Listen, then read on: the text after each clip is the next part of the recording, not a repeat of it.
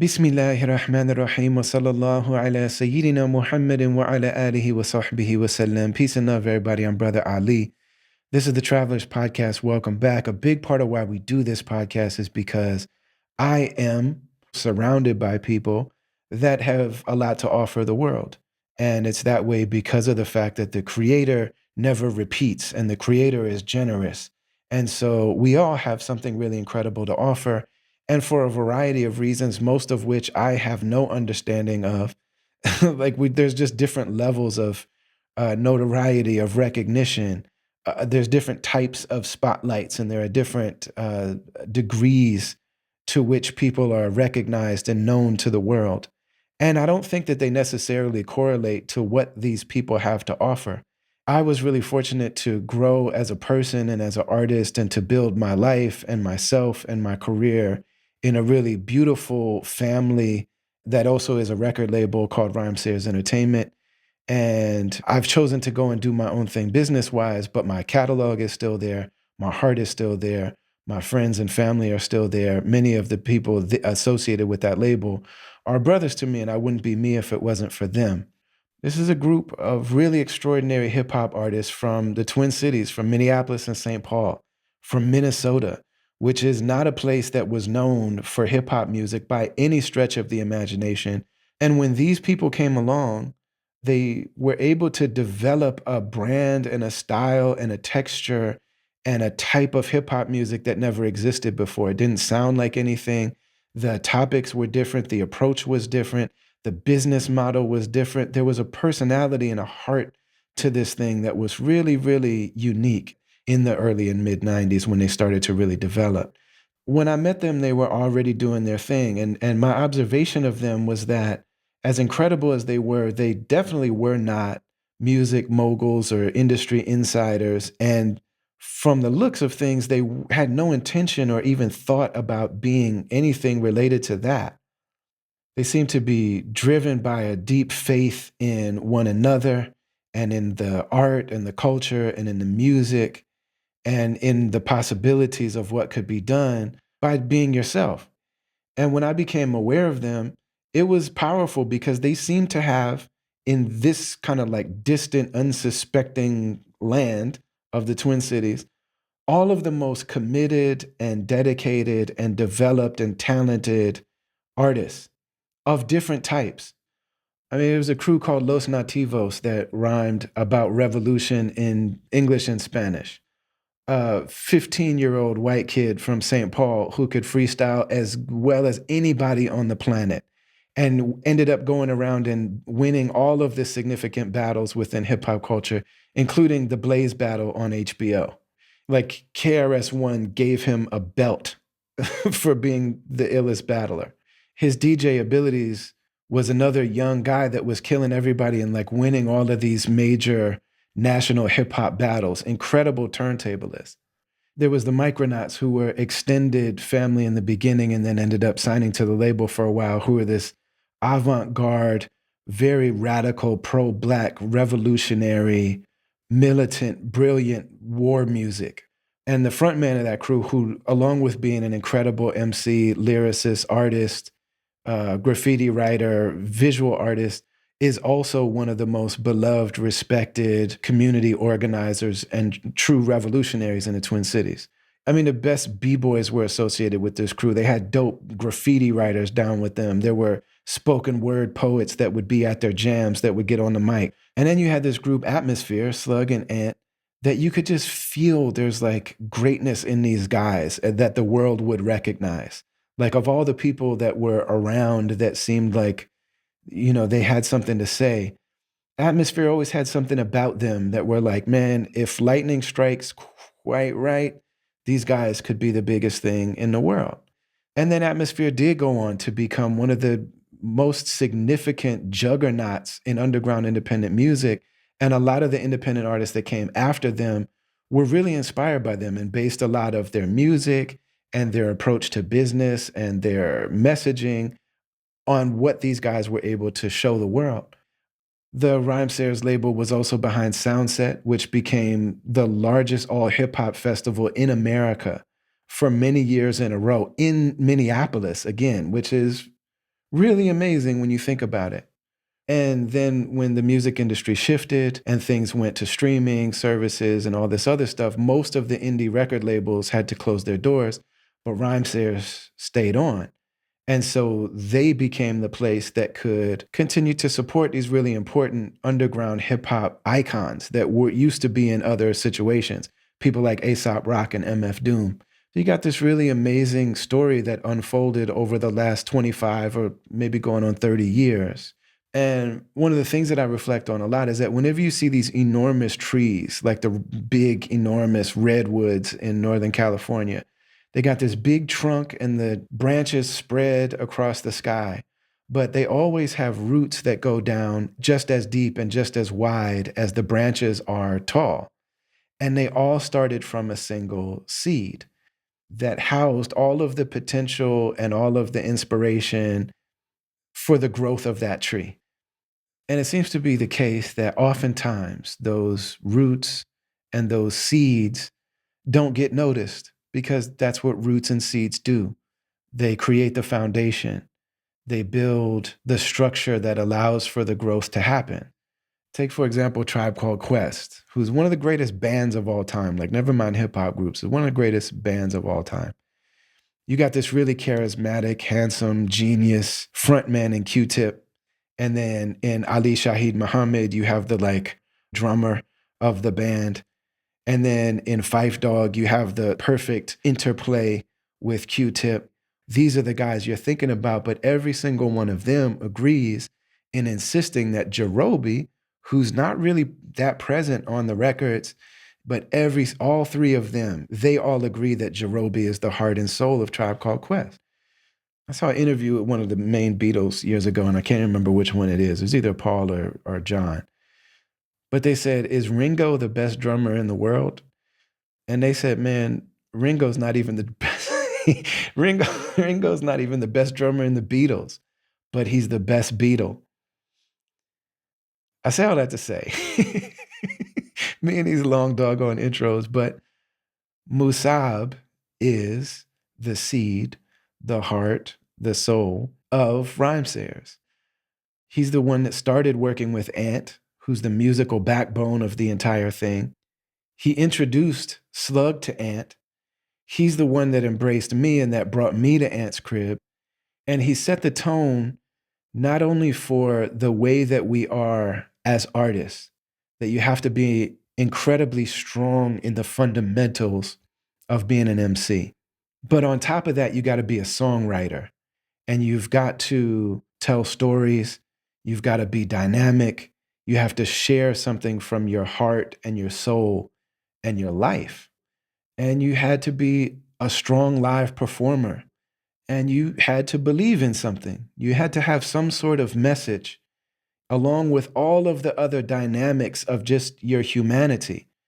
And then off the mic, who he is as a person, and the fact that the way he connected with each of us, really on a heart level, more than just rapper to rapper. I really think that he created an environment where the people who spend a long period of time at that record label and in that family, really, you have to be a person that understands family and friendship and bonds and brotherhood and loyalty and respect.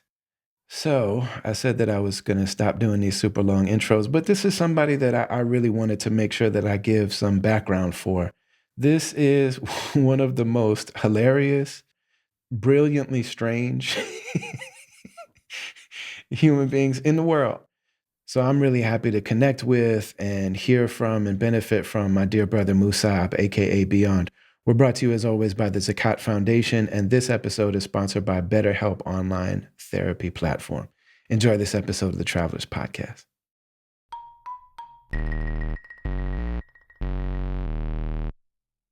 Assalamu alaikum, how are you? Wa alaikum salam wa rahmatullahi wa barakatuh. Alhamdulillah, I'm good. Yeah, I'm good, man. Just busy. It's good with you. How you doing? You feeling all right? You said you was Man, sick, ill, or something. I was in the hospital on Monday. They had to okay. they gave me a bunch of shots, and I'm feeling good now. Okay. Gave you a bunch of shots. Yeah, man. Yeah. I got an antibiotic shot. I got a vitamin C shot. They gave me the like IV to get me Uh-huh. some hydrated again. Uh-huh. Man, the Nice. modern world, they got a lot wrong, but those antibiotics, man, are All hard to right. argue with. When you need Right. them, they're right on time. I know, You go from huh? feeling like you're about to die to being like, oh man, I can't even remember. I don't even really remember being sick. Yep. Yeah, man. Thank you guys for having me. Nah, it means a lot, man. It means a lot. So always on this podcast, I like to talk to people that either like artists that I'm a fan of, or I talk to people that I'm really inspired by, that I've learned a lot from, or I talk to people that I really love personally and have like a big part in my life. And with you, it's all of it. Like I'm genuinely a fan. You know this, but I'm genuinely a fan of your music. Mm, Also, you are the first one to embrace me in the whole of the Minneapolis scene. I mean, you know, Disco T, may he rest in peace, let me get on the mic. But nobody really embraced me like you. You're the one that brought me around Rhymesayers. You're the one that took me to Ant's crib. You're the first one to really treat me like I was valid in that space. You're the first person to also rhyme on my beats. You're the first person to respect me as a producer. Like the first beats I ever had that actually came out on were on your album, mm, and those beats came out before my first album, Rhyming, came out. mm, Like, I owe you so much, man, in terms of just like you encouraging me and validating me and everything. And then also just your importance in what ended up being the scene, the movement, the musical movement, the business, the platform, all of it. You know, you're one of the mm. most important people in my life, man. So I just love you and like you. So I'm just really happy to just be with you, man. And thank you for being Thanks, here. bro. Thank you. MashaAllah. Yeah, those were good times back then. I remember I used to see you walking through the city center all the time. Yeah, so that Back was then, I actually one remember of the that. things I wanted to ask. So I Uh, think, you know, because I can't see, I think a lot mm, of people knew who I was before I knew who they were. mm. So I know my first memory of you, but I'm curious, what's your first memory of me? That's it. Seeing you walk through the city center because I used to have I had a job down at the information booth for I don't know, maybe 2, 3 months or something, and so I saw everybody walk through. I was and you always used to come always walking from Nicollet through all the way to Hennepin. Okay. So obviously you stand out. Right, right, right. I was like, oh, okay, yeah, yeah. But that was it. I saw you every day coming home from work or wherever you were doing. Yeah. Mm. So is this like when I was wearing dashikis and kufis and like is it that Nah, time? the reason, well, probably, but what I remember you like in like a white button up for some reason, Okay. like because I assumed you was coming from work or something because you was walking through, and I used to wear like a little tie or whatever I had to wear at the information booth, But that's when I stood out, and then I think I might have saw you with your wife at the time, and that's when I was like, oh, he's Muslim, Oh, like okay. that. Like it was something like visual like that I saw, walking by. But you know how you know how it is in Minneapolis. It's kind of, especially downtown Minneapolis, it's kind of smaller back then. Yeah. Like, yeah, we all run into each other. This is probably like after I was working at Masjid An-Nur, but it's probably like when I was working at call centers at that time. That was like a big, if you didn't go to college, you Okay. could get a job at a call center Mm-hmm. and do okay. I You did could pay that. your rent. I Yeah, did that. man.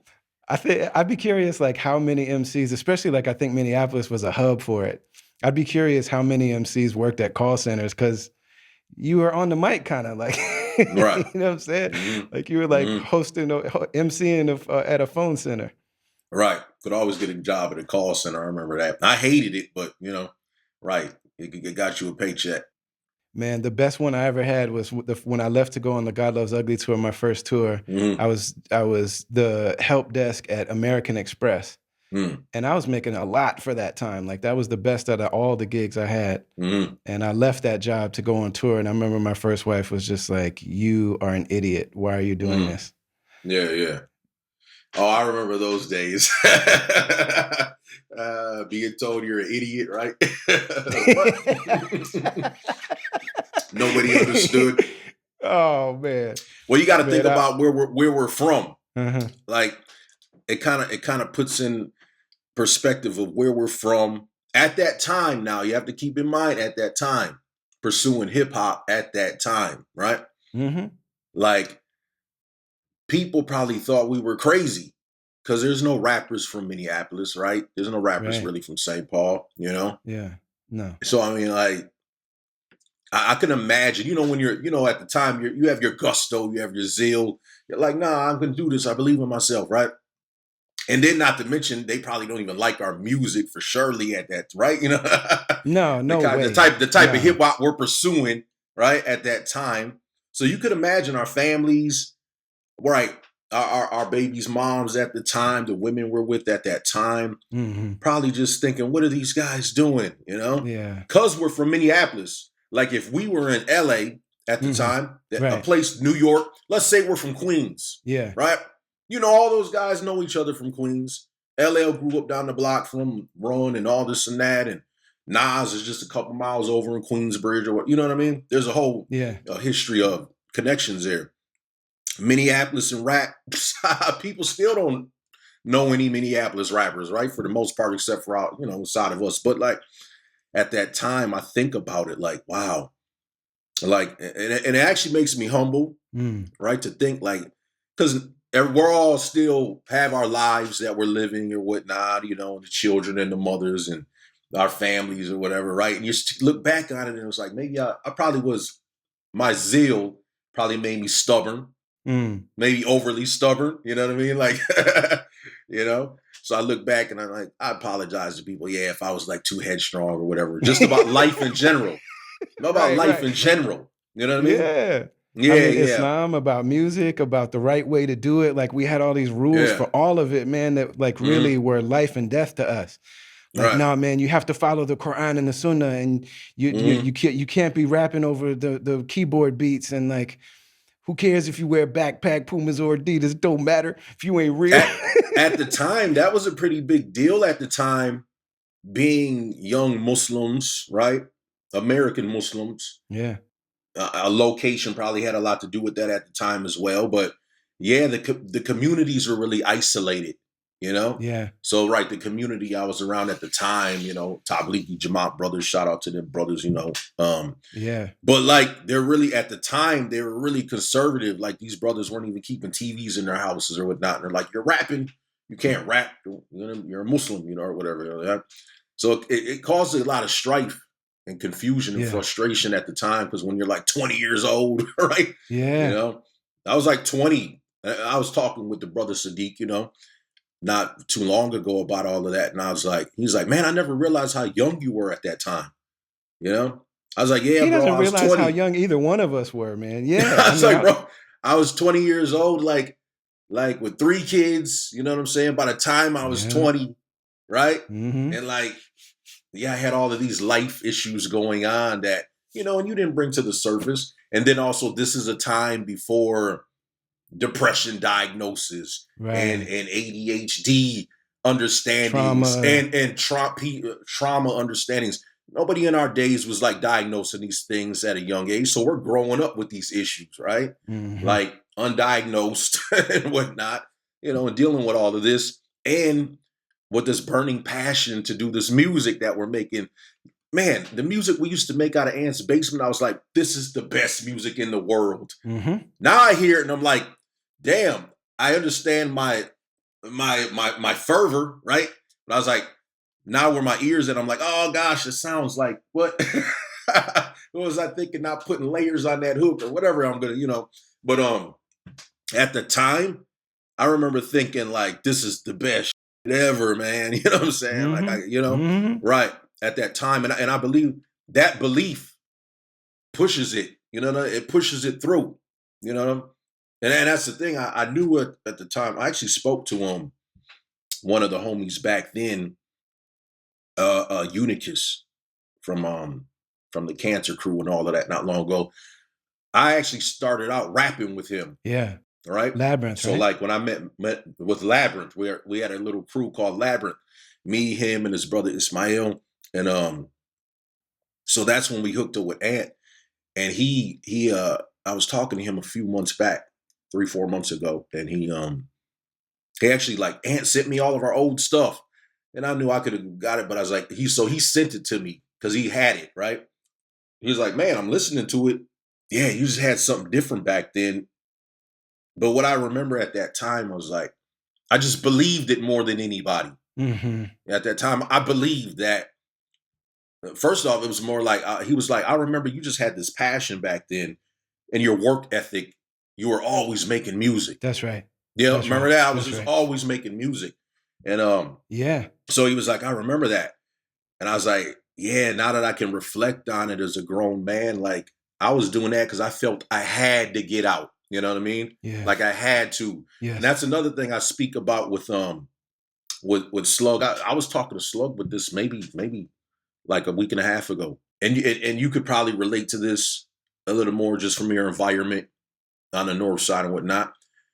But there's something about being like people don't really understand how like gutter and poor and impoverished Minneapolis actually is, Yeah. right?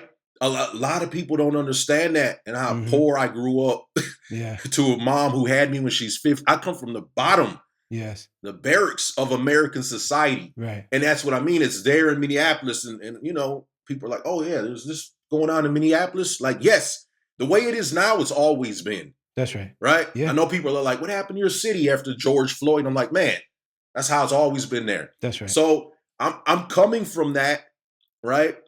In the vein of hip hop that we're pursuing, right? Yeah. So a lot of this stuff didn't make sense to people. Like none of my childhood friends were coming to our shows or anything like that. No, Just for never. the simple fact Never. they're not those kind of people. Right. So the hip hop scene wasn't really my scene Absolutely. in my life of what I grew up. That's right. My family's from the reservation, from the projects, and from the hood. You know what I'm saying? So like that's where I come up under. But so I had a different lane in general, you know, that I have, and I still do, where I have the support system back there, you know, back home. And yeah, it was just a really interesting time though to be doing the vein of hip hop there from the environment I'm from, you know, Yeah. and the family and the background that I come from. Yeah, very unique situation. I remember when I was over north living on Girard, like that was basically like a halfway house. So all the Mm, people that were those were people getting out of homeless shelters, getting out of prison, getting out of, mm, and the homies would drop me off because I mm. can never drive. You're the only one out of all my hip hop friends that I let come in the crib because I wasn't Oh, embarrassed for okay. you to see my house. Oh, You know? okay. Yeah. Hey, I You're remember the that only place. one that Yeah, was, yeah. yeah, I remember man. that place. It was, I had some experiences at that spot, man. I remember that Um, place. so like growing up in Minneapolis, there were certain people that like a lot of us rhymed. And like, Mm, yeah, it was definitely like a very underground, like, head. So we had obviously Prince, but Prince wasn't really accessible to our generation. I think our right. parents' generation, like if you were black and work in the music industry, you probably worked with or for Prince in some capacity at some point. But by the Mm-hmm. time our generation, we didn't really have access to it like that. Mm, We had Mint Condition was mm-hmm. huge, but that was that was they were kind of on the tail of the Prince generation. Mm-hmm. And then we had Next, Yep. very R&B, still in that vein, Mm-hmm. wasn't really the kind of thing that we were doing.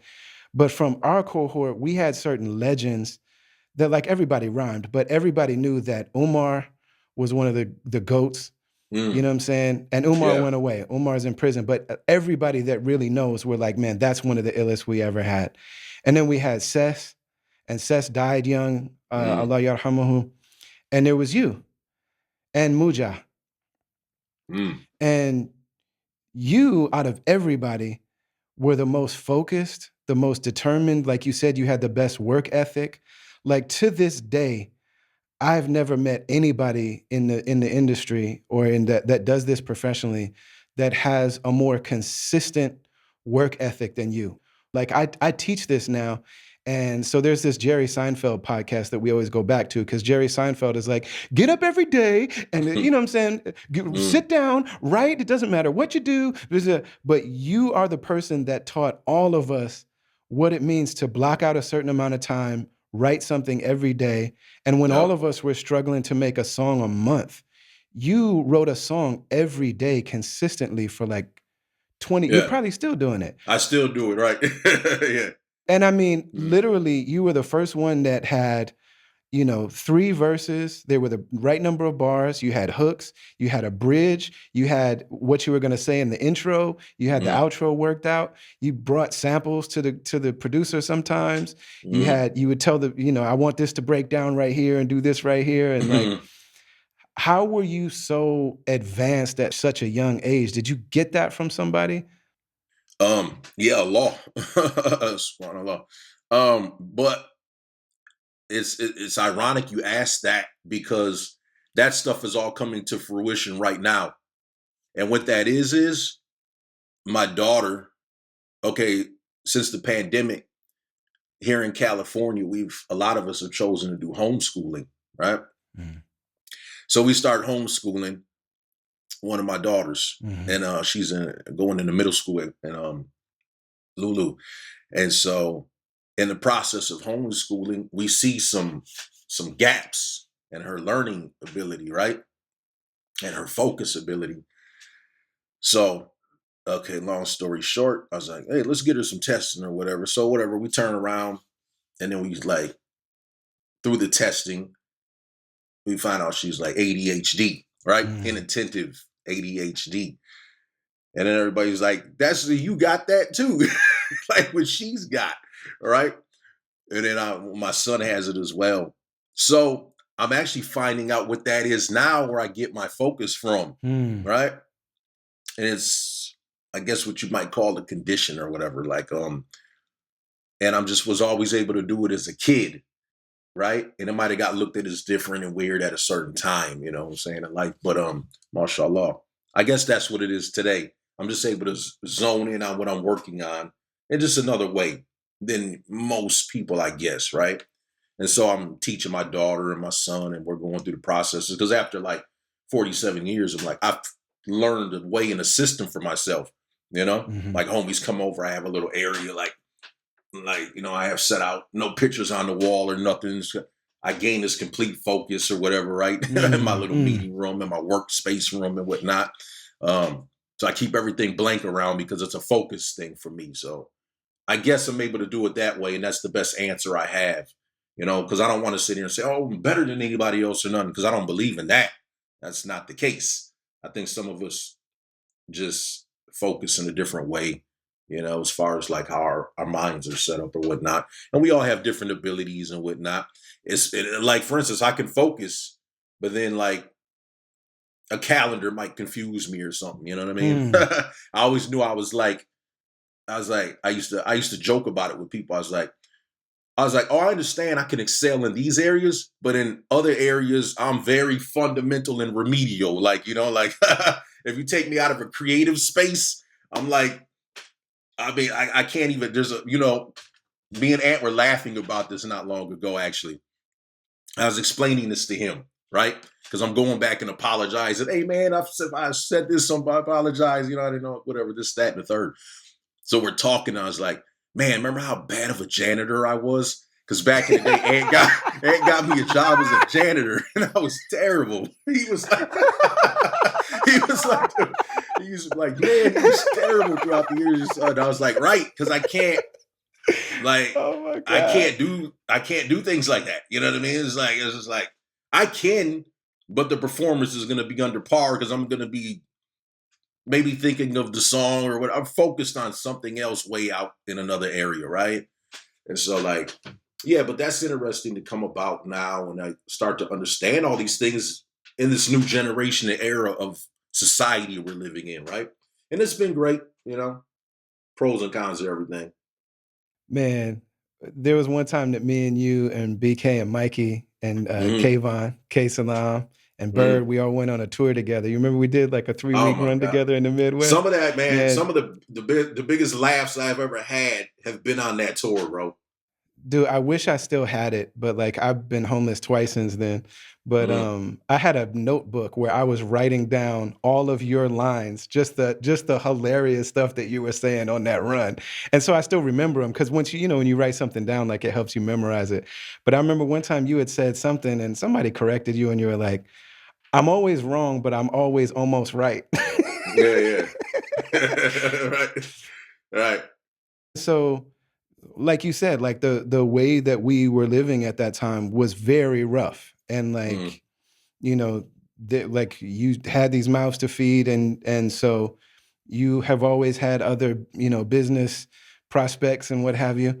But so mm, I'm curious about like what did it actually look like for you to make time and space every day to write? Like where were you physically? How did you block out the distractions during that time? Because I'm saying like there was some very real stuff happening on a street level at that time, yeah. and also on a life level for you and in your family and people around you. Like, Yeah. and you never, no matter what was going on, like you treated it like a sacred ritual that you Mm, always protected. But I never saw it happen. I never saw you write. I would just mm, see you at Ant's crib once a week with 5 songs, yeah. every 6 songs every week. So Yeah. how did you protect that time? How did you get quiet? Were you like writing in the car? Like how did you get quiet space to could you I do used it to when write on there the was city bus. I used to write on the city bus, the mm, car. I remember there's a story that somebody told me, said, back a while back. There's like, um, my homie seen you on the city bus, and he said you were writing rhymes on the city bus. He's like, man, that's the realest MC ever, like. And I was like, I don't know where else do you got to write rhymes? I'm on the bus, right? But anyway, yeah, I just wrote everywhere, man. Like everywhere I could, really. I wrote. I can write it in my head, but I love to put it on the paper because mhm, I love the visual.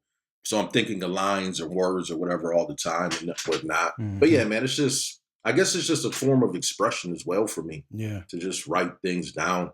It's my creative expression, more than creative, probably. Like I'm been pretty decent at languages and whatnot. Yeah. And I guess I just love words and the linguistics of Yes. tying words together and whatnot. And Yes. I guess that just kind of comes natural for me. And you're also an avid reader too. You've always been an avid reader. Yeah, yeah. Like Read a you'll get lot. on a subject. I remember for a while you were really into spiders. You knew everything there was to know about spiders. You Right, know what I'm saying? right. Just all this like random stuff. But I remember Random you'd stuff, have a right? word in your head and you would just be like soliloquy and you would just say it to yourself for Hmm. days. Right, Like right. you know what I'm saying? Soliloquy. And then you would Hmm. have all of this like back when I was Billy C, brothers wasn't feeling me, Right, soliloquy.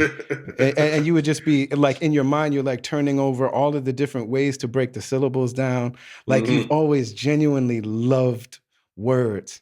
Yeah. It's a I beautiful love thing. words. I love words. And it's really communication.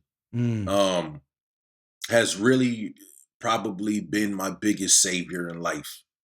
Is and because I had to learn how to communicate. That's another. See, mm, back then I didn't really know how to communicate constructively, and this is something I had to actually learn over mm, the course of time. And so I guess it's just my love for words. I still love mhm. words, like today, languages and whatnot.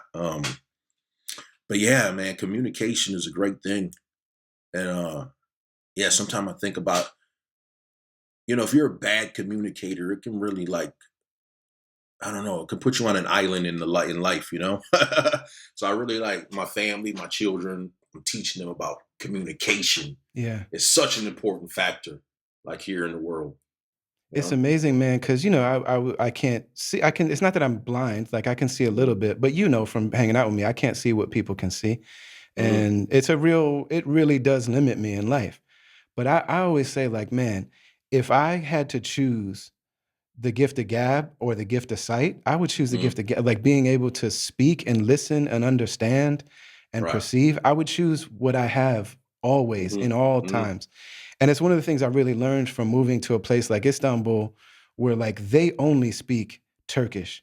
They don't speak Mm, Arabic. They don't speak Persian. They don't speak mm, Urdu. They don't speak Georgian. They don't speak like they speak Turkish. And if you Mm, speak Turkish to them with anything other than a perfect Turkish accent, they don't know what you're talking about. So it's mhm. crazy because like I went from a person who speaks for a living, like I've fed my family for 20 Yeah. years from my mouthpiece. Yeah. I went from that to a person who can barely order dinner or like tell the cab driver where to go. You know what I'm Hmm. saying? So these people here, Yeah. like, I'm like, you guys don't, the people that like me here, I'm like, man, you don't even know my superpower. You just love my spirit or something. Hmm. You know what I'm saying? No, I've been blessed to actually be around you. Uh, you and Slug are master communicators. You know, I've told him this, like, so I've actually been blessed to be around two great communicators Mm. and actually like, oh, okay, I see how they deal with people and whatnot, over the course of time. You and Slug are great communicators. Man, Slug was one of the first guests on the podcast. And I was talking to him about just what an amazing gift from Allah it is that so many people that are great artists, they need Mm, like their musical creative marriage. You know what I'm saying? So it's like, mm, Prodigy is probably great on his own, Havoc is probably great on his own, but yeah. Mob Deep is really what it is. You think Mm, about how amazing Andre Three Stacks is on his mm, own, and how amazing Big Boy is on his own. I don't know if we ever would have seen it if they hadn't come together. right. Kweli and Yasin, and just over and over and over again. And so when I Mm, was talking to Slug, I was like, how amazing is it? I was just thinking about how perfect Ant and Slug are for each other. They're the mm, same mixture of like black, white, and native. They look like cousins. They talk the mm. same. They're both tall and slim. They Yeah, both right. got a very similar sense of humor. And I Right. was like, it's really just a gift from God that y'all met and that you came together. And he was like, yes, it's a gift from God, but he said it's a gift from God and Musab. He said Allah and Musab worked together on that one. Yeah. And you really are the one that laid the foundation for what ended up being. I'm not even talking about the business Rhymesayers. I'm talking about the creative, musical, artistic foundation of what we all did that made us who we are is Mm, based on you and Anthony and the way that you worked, and then also what you started to bring to the music in terms of your professionalism, your craft, how together mm, you were, but also how vulnerable you were, that you yeah. were showing your whole self in the music. You brought Slug and Ant together. You're the one that brought me over there. You brought so many people to the table over there. What was it like when you first met Ant? How did that thing develop? How did you Mm. know, what that relationship was going to be? Okay. Um, I decided to do music. I had some tragedies happen in my family I was connected to closely, and so then I decided to do music. I always rapped, and but I didn't want to be a rapper. And my homies, but I was just the homie that would like kick freestyles, and you're chilling with your boys back then. They're like, "Hey man, kick that rap that you had," and them type them kind of days, right? So Yeah, I now could Billy can rap, rap. Yo, Billy, spit that rap you were spitting. yeah, yeah, kick that rap. So I had decided, I was like, I don't want to go to college. I was like, I'm not cut out for that. I was like, I guess I'll pursue music. And so it kind of started to happen really fast. I had met Harry Unicus through a friend of mine who he was friends with at the same time, and like mutuals. And then he introduced me to Ismail, and then they kind of brought me into this little hip hop sector of like Minneapolis, the graffiti and the freestyling and all of that. So I'm coming in straight from like South Side business, you know what I'm saying, to that, Mhm. right?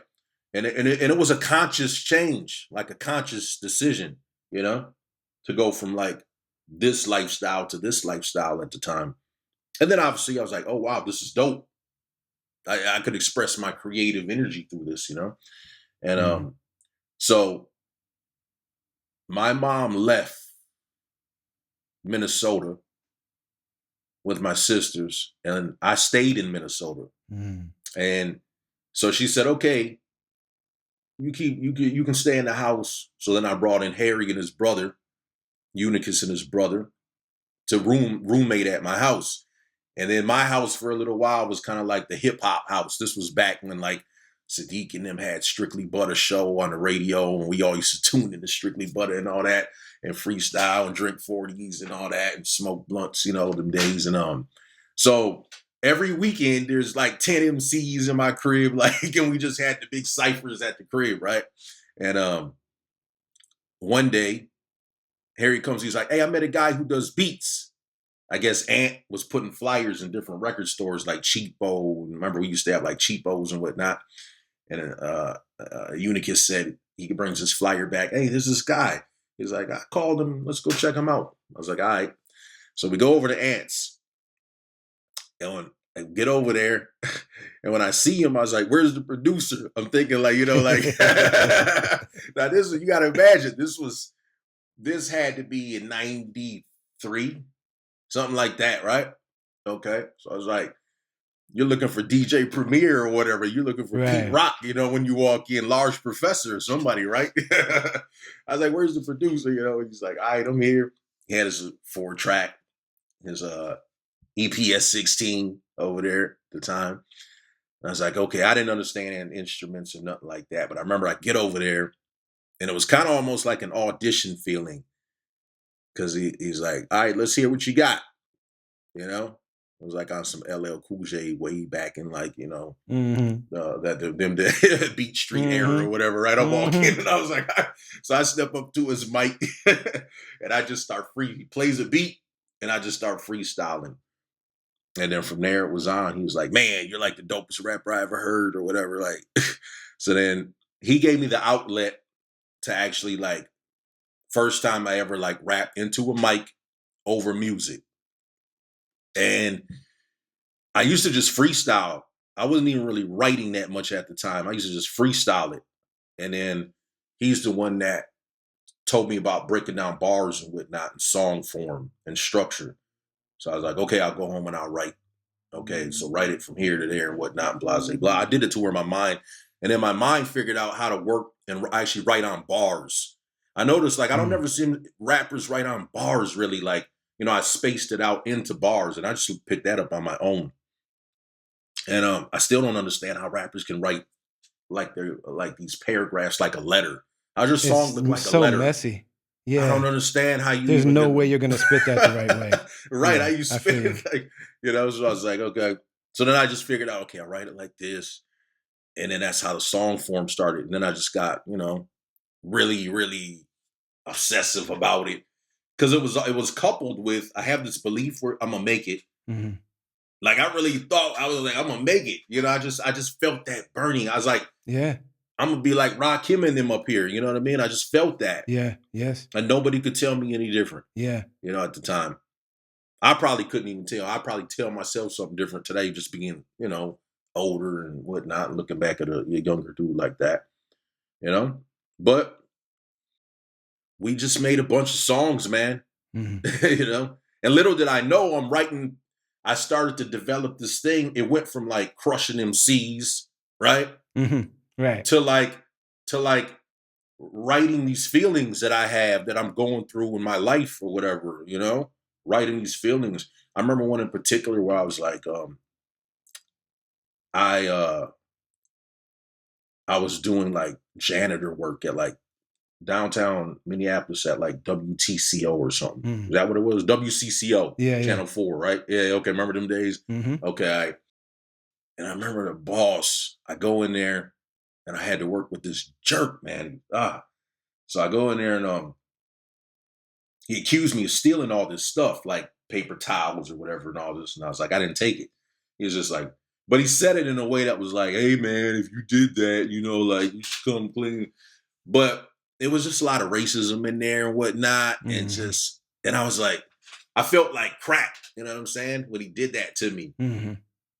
But I went and I wrote about it, And I was like, let me write about this. And I just did it. Didn't even think about it twice or whatever. And it turned into a song. I think it was called "It's a Wonderful Life." It never came out on anything. Ant's got tons of music of mine that's never actually like been heard. Like great music, like finished, complete music. Yeah, songs, complete songs, right? So and that when it began, when I started to write about, and I actually there was a period I actually became disinterested in rapping about crushing MCs. Yeah. You know, that started to happen pretty fast. Yeah. Where I was like, oh yeah, I forgot even how to do that over the course of time. You know, I think that's the time that me and you got close, because I remember I was still at Bon Appetit trying to like battle Carnage. And I remember one time you were like, yeah, that's cute or whatever. You were like, yeah, oh, you be back. You were like, yo, you be battling? That's cute. yeah, it was one of those things, you know, and I forgot how to basically do that. And little did I know though that it was gonna. I didn't know anybody was listening. Let's just put it that way. You know, yeah, I didn't know anybody was paying attention.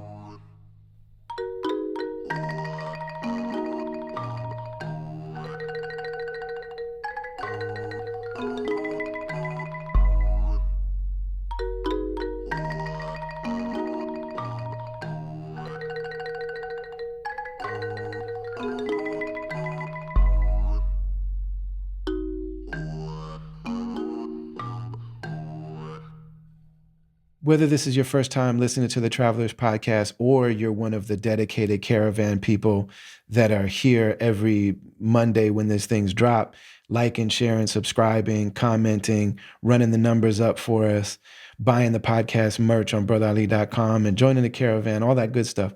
Regardless of the situation, we're grateful that you're here. Most podcasts that you listen to are trying to sell you stuff. Matter of fact, most of the things that occupy our attention are trying to sell us stuff, whether it's TV or social media or whatever. They're trying to sell us something at all times. I respect it with podcasts because it takes a lot of time and energy and dedication, especially if you're going to be consistent with a podcast. So I get it. And so most of the podcasts you listen to are trying to sell you mattresses or subscription services for something. I'm very grateful that from day one, we've been sponsored by the Zakat Foundation.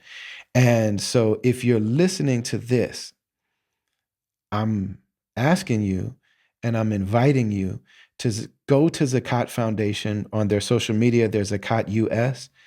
Their website is zakatfoundation.org, ZAKAT, and check out the amazing work that they do supporting people who are in need all over the world. It's a Muslim-led organization. But they don't only help Muslims, and they don't use the work to try to proselytize and convert people and all that stuff. It's just enough of an honor that we get to help and we get to serve and we get to love and we get to honor people's dignity. That's an honor in and of itself. And so just look at the work they do all over the world. It's really dope. And these are people that I know. I can't vouch for an organization. I've been burned before vouching for people and organizations and stuff. Now I'm at a place where if I'm going to speak for somebody and on behalf of something, I have to know a decision maker that if something is ever questionable, I can get somebody on the phone and be like, yo, what's going on? And so that's the reality of the Zakat Foundation. And all of my experiences with them have been genuine. They work with people on the ground. They're creative. They acknowledge the inherent flaws in the institutional ways that a lot of charity stuff is done around the world. And they're just very serious and very courageous and creative about addressing it. And they treat people with dignity and respect. And their stuff is just dope. So all of us, no matter how rough things are, it's a really incredible thing to take control of our own life and outlook on our own situation to be able to share with others. Because what it says is, hey, I'm grateful for what I have, even though I'm struggling. You know what I'm saying? I have something that somebody else doesn't have, and I can share some of that with them. So Zakat Foundation has a thing for $5. You can buy somebody a hot meal. For $50 a month, you can sponsor an orphan, and all $50 go to the orphan. Like none of that stuff goes to overhead or marketing or anything like that. And they have incredible programs all over the world. So go to Zakat US, ZAKATUS, or zakatfoundation.org. Find something that they do that you can support and put a little something on it. And we're grateful to be rocking with the Zakat Foundation.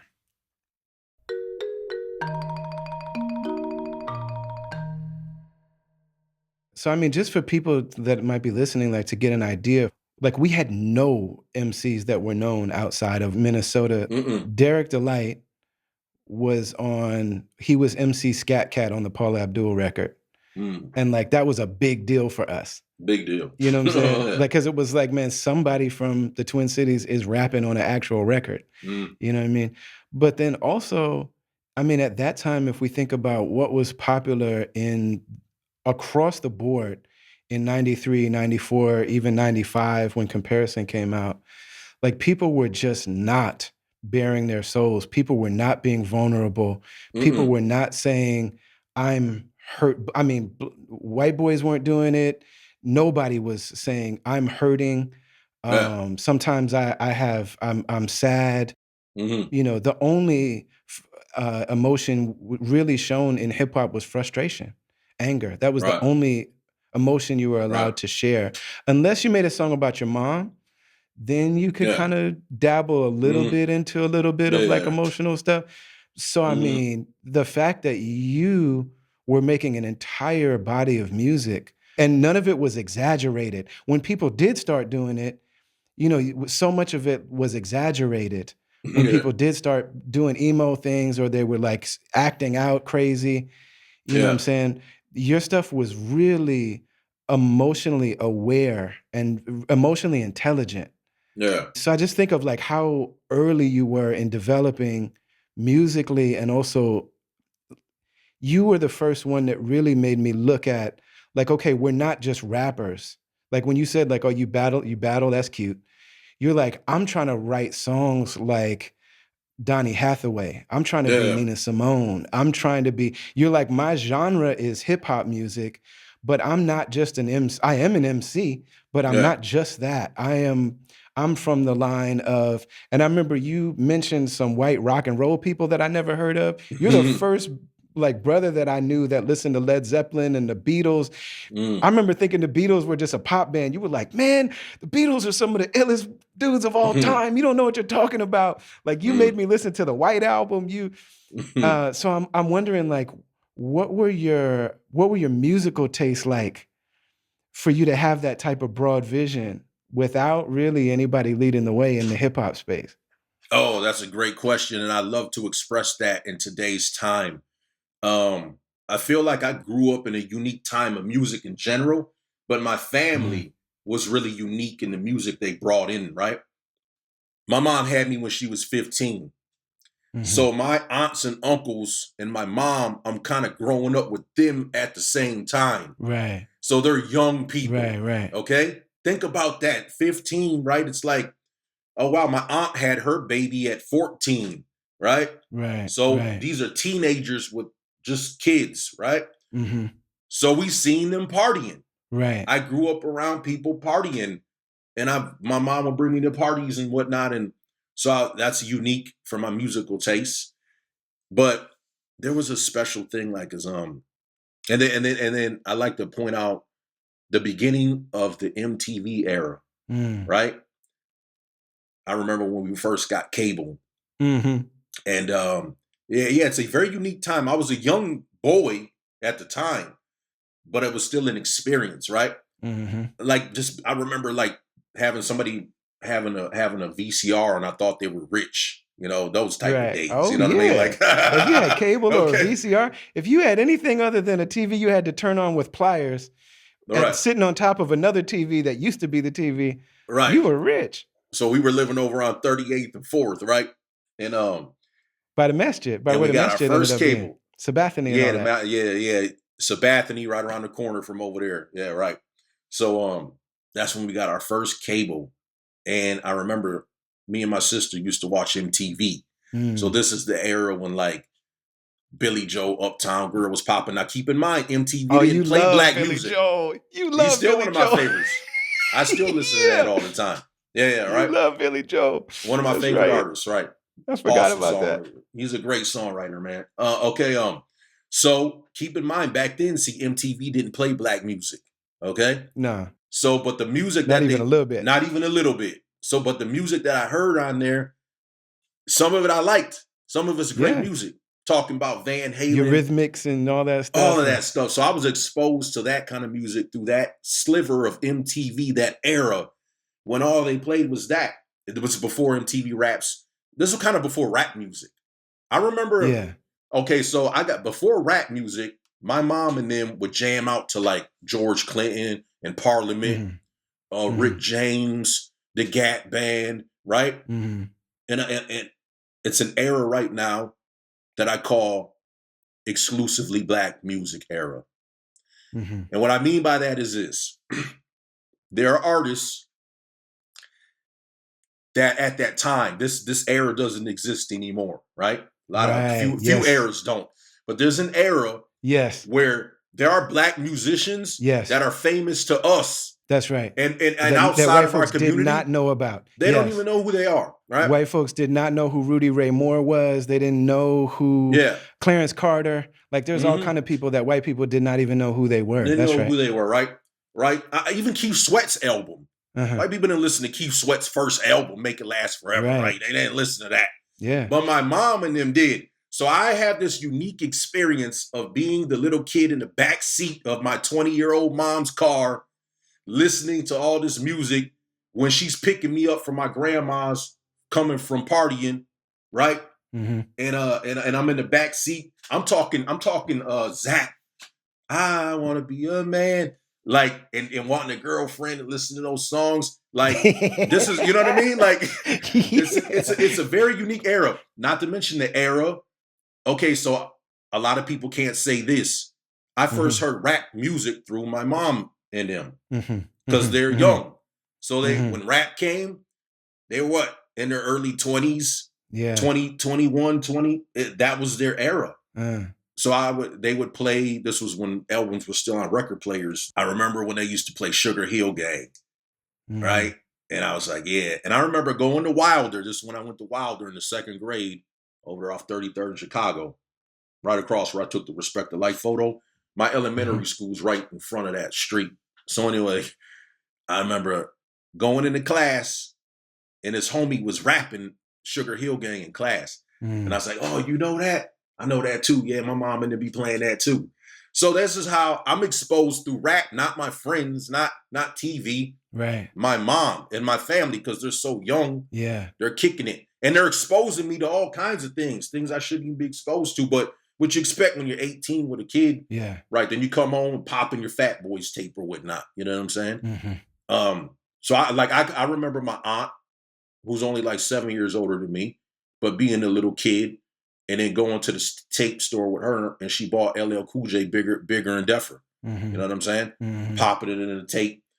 So I have that experience, and it's good to be grown man now talking to these people that raised me when they were kids. Right. Like, you were a kid, you raised me. I talk about it with them today, you know? Man, I just texted Fahim and was like, yo, man, just for a little clarity, I was your age when you were born. And he just texted me back, damn. Damn. Right. I said, just like, so I was like, hey, man. So I'm like, when you finally start doing some therapy and you start really uncovering everything, all my mistakes, I'm like, man, I'm here for that. Just so you know, I'm here for that. I'm not gonna start telling them to you because they might not be mistakes to you, but I'm here for all of that. And just so you understand, here's why I'm totally cool with like hearing about all my mistakes. I was your age when you were born, bro. Like that's just let's just, you know, yeah, man. Yeah. That's wild. So you basically, by growing up along with your mom, you basically are like, you're almost on the tail end of the generation before us. Like you're not really only of our generation because you have a sense of like belonging, like you have a sense of belonging. And that's one of the things that people have always said about you is that you're an old soul. And a lot of people have said that about me too. Like we have an older kind of temperament than what we were, especially when we were younger. But you really you were an insider with not a full generation, but a half generation older than us. Because I was everybody's favorite grandkid. Okay, I'm the first grandkid. I'm the first grandkid.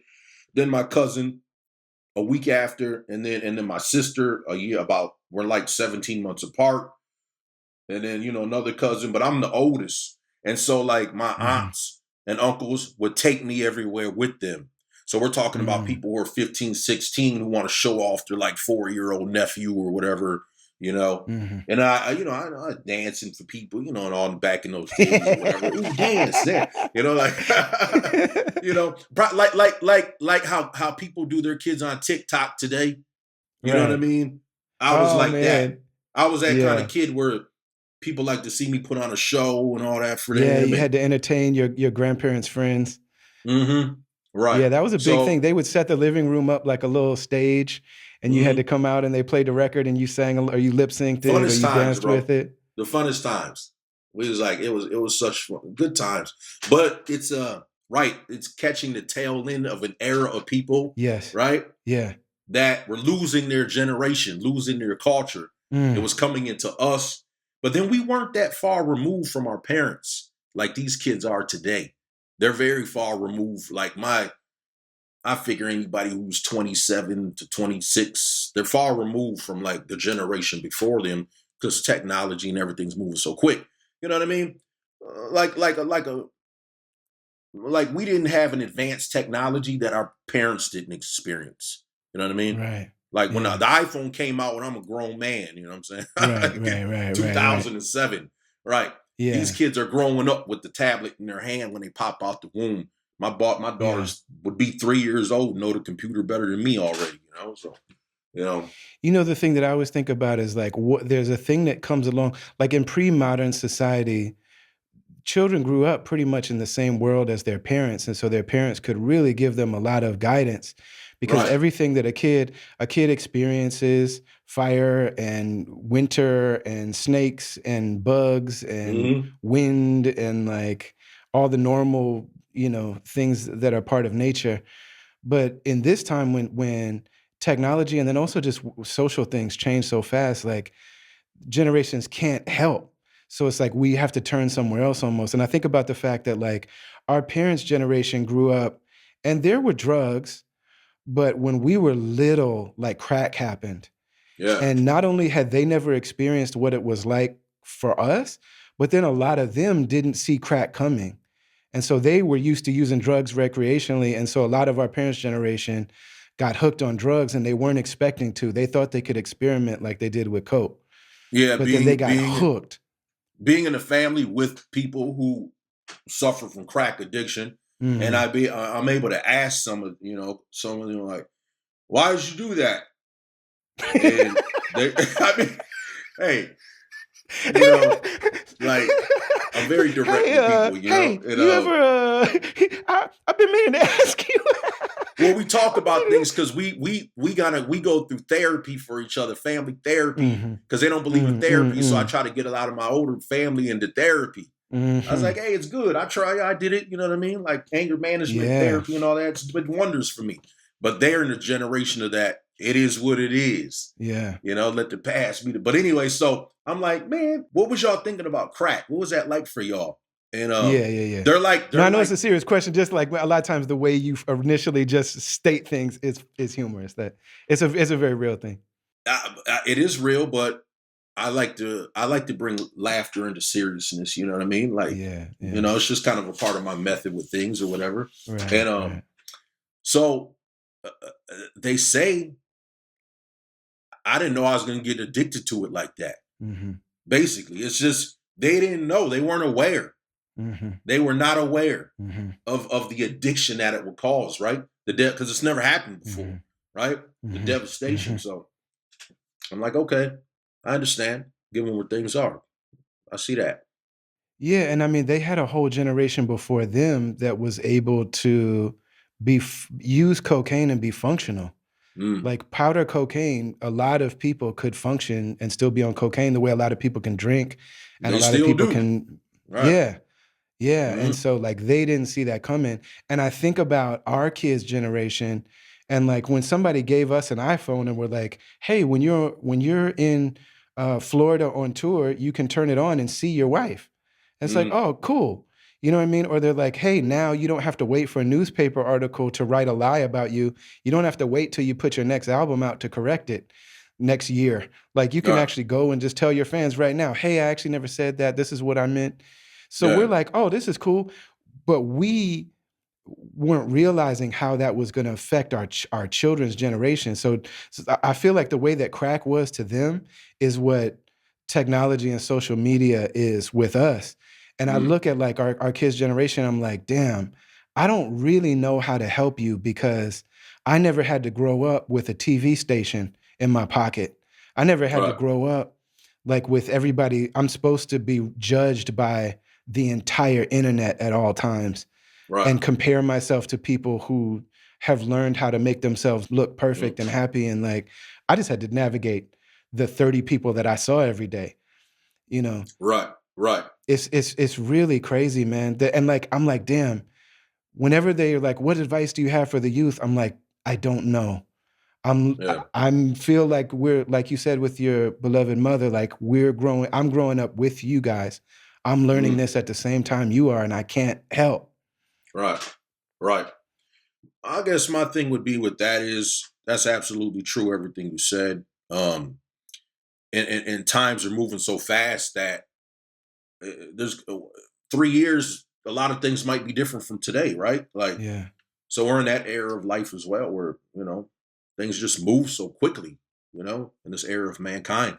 But one thing I will say, like with my kids, that I try to keep and instill in them is certain principles and Yes. codes and whatnot. Yes. And I don't care. Yes. I don't think social media has to affect that. You Go know, ahead. That's right. yeah, you still have to conduct yourself with high character. You Yes. know what I mean? Yes. You have to know the difference, and these things will benefit you. And with technology, for instance, as someone who used to read a lot of books, I used to post up. Remember Mayday Hmm. books over there off off Cedar. Revolutionary bookstore. I used to post up Mayday books, like my book collection. I'd have to hunt and find books and spend all kinds of money and time. And now Hmm. technology allows me to like download the little book and listen to it. I love that. So there's a lot of things we can take advantage of. Right. YouTube, Google search. If you know how to search the right information, if you know how to do it, right? Right. Yeah. And avoid all of the nonsense that's out there, but that was always there. Hmm. It just wasn't like so in your face, right? If you know how to do that, man, technology can be wonderful. It's been wonderful for me. I've put myself through college on the internet, you know? I know that's right. I already, yeah, Yeah. even with that, because you've always been doing that. hmm Always. So imagine how many books I've read since the internet's been cracking, right? Yeah. The Yeah. information.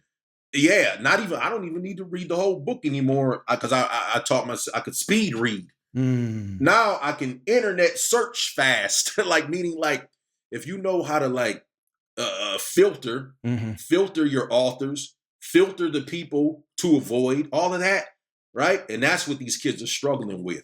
That's it. I'm Hmm. like, wait a minute, you guys are talking about Behold the Pale Horse and Bill Cooper like it's a big deal. What? I'm like, right. I was on that back in like 2000, 1998. You know what I mean? Like, Yeah. No, you had graduated from that by the time I met you. exactly. I was like, conspiracy. Why are all these conspiracy theories? That's so played Yeah. out. That stuff Yeah. was so Yeah. denounced. It's been Yeah. Yeah. denounced like 2 decades Yes. ago. Yeah. I'm like, I'm Yes. on something else now. This is not even conspiracy theorists. I remember the first time I met you, or not the first time, but one of our early conversations, the conspiracy stuff came up, and we only had access to there was like 3 streams at that time. Mm, There were, right. what I'm saying? There were like a few different streams of like Mm, popular, hood, woke, not woke in a social justice sense, but like, what I'm yeah. saying, wake, third eye open type of like, Yeah. there were a few different streams. And I remember talking hmm to you and I was like, and you broke it down in a way that I use to this day. You were like, what all these things have in common is what they're saying is that the official story by the people who are in power, who control the way that the story is told, the official story is not all there is. It's truth mixed with lies. They all say that, and obviously that's true. mm, None of them are probably going to be entirely right. And when you talk to somebody, they're just talking about which one convinced them. Like which one of these versions has convinced them the most. So he's like, someone was arguing with you about, and you knew the stream they were on, and you also knew the Illuminati stream, and you also knew all of the different ones. Somebody was talking about, all these different joints. And you told me after they left, I was like, why'd you let that person talk to you like you didn't know everything they were saying? Because you were just like, oh yeah, oh word, okay. And I'm like, Sab knows all this. Because I know, if I know it, I know you knew it. I was like, Sab already knows all this. And you were like, he only knows what he knows, and he's been convinced by it. So I'm not even talking to him. I'm arguing with some stream that he believes in, and he's like, so you're not even talking to a person. Like you're just arguing two like bodies of information. You know what I'm saying? And I have that to this day, where there's people that are from different expressions of Islam, different opinions of hip hop, different opinions within the Black freedom struggle. It's like, man, this is a person that's been convinced by whatever argument they've been convinced by, and there's really no point arguing with them. Yep.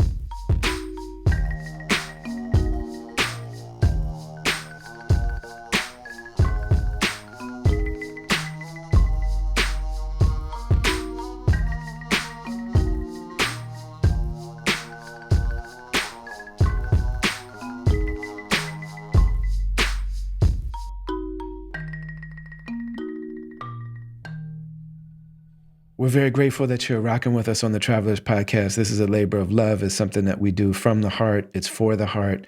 And your support means everything. You're the ones that keep us going. Want you to know that connecting with us on social media is cool, but then again, it's also not very cool at all. It's really whack, and it's getting more and more corny. It's getting more and more questionable. I'm not feeling it. You know what I'm saying? If I could stop messing with social media, I think I would. The best way to connect with us and anybody especially that's independent, that you appreciate what they do and that their content and what they offer is bringing you some sort of value and is like really contributing to you and your life and your time. The best way to do is try to connect with them directly. With us, you go to brotherali.com. You'll see there's a shop section where we've got really dope merch for the podcast. If you go to join, we've got something called a caravan, which is our subscription service where you can connect with us in different ways. And a lot of that stuff is really dope. The top tier of the caravan, we've got a private Slack, and we're building real community, real genuine bonds between people. We communicate all the time, you know what I'm saying? Really off the cuff, like very personal bonding and connectedness going on there. It's really dope. But all of that stuff, we do learning series. We've got shows, all of my upcoming events and shows and tours are all announced there first. When we drop new music, the people that are subscribers there and the people that sign the mailing list, they get first access to it. Sometimes they get it for free. Like some of the people that have been subscribed to us is just like, yo, I'm dropping a new 12-inch and we have a limited number of them for sale, but we're just gonna gift a copy of it to everybody that's subscribed on that top tier. You know what I'm saying? That's how we get down. So we're very grateful for you, and we want to connect with you directly. We don't want permission from the robots, from the algorithm, from the artificial intelligence. We want the real heart level connection that we're seeking to foster here. So go to brotherali.com, sign the mailing list, get down on the caravan, check out the merch, and know that you're a big part of what's going on here. So much appreciated for that.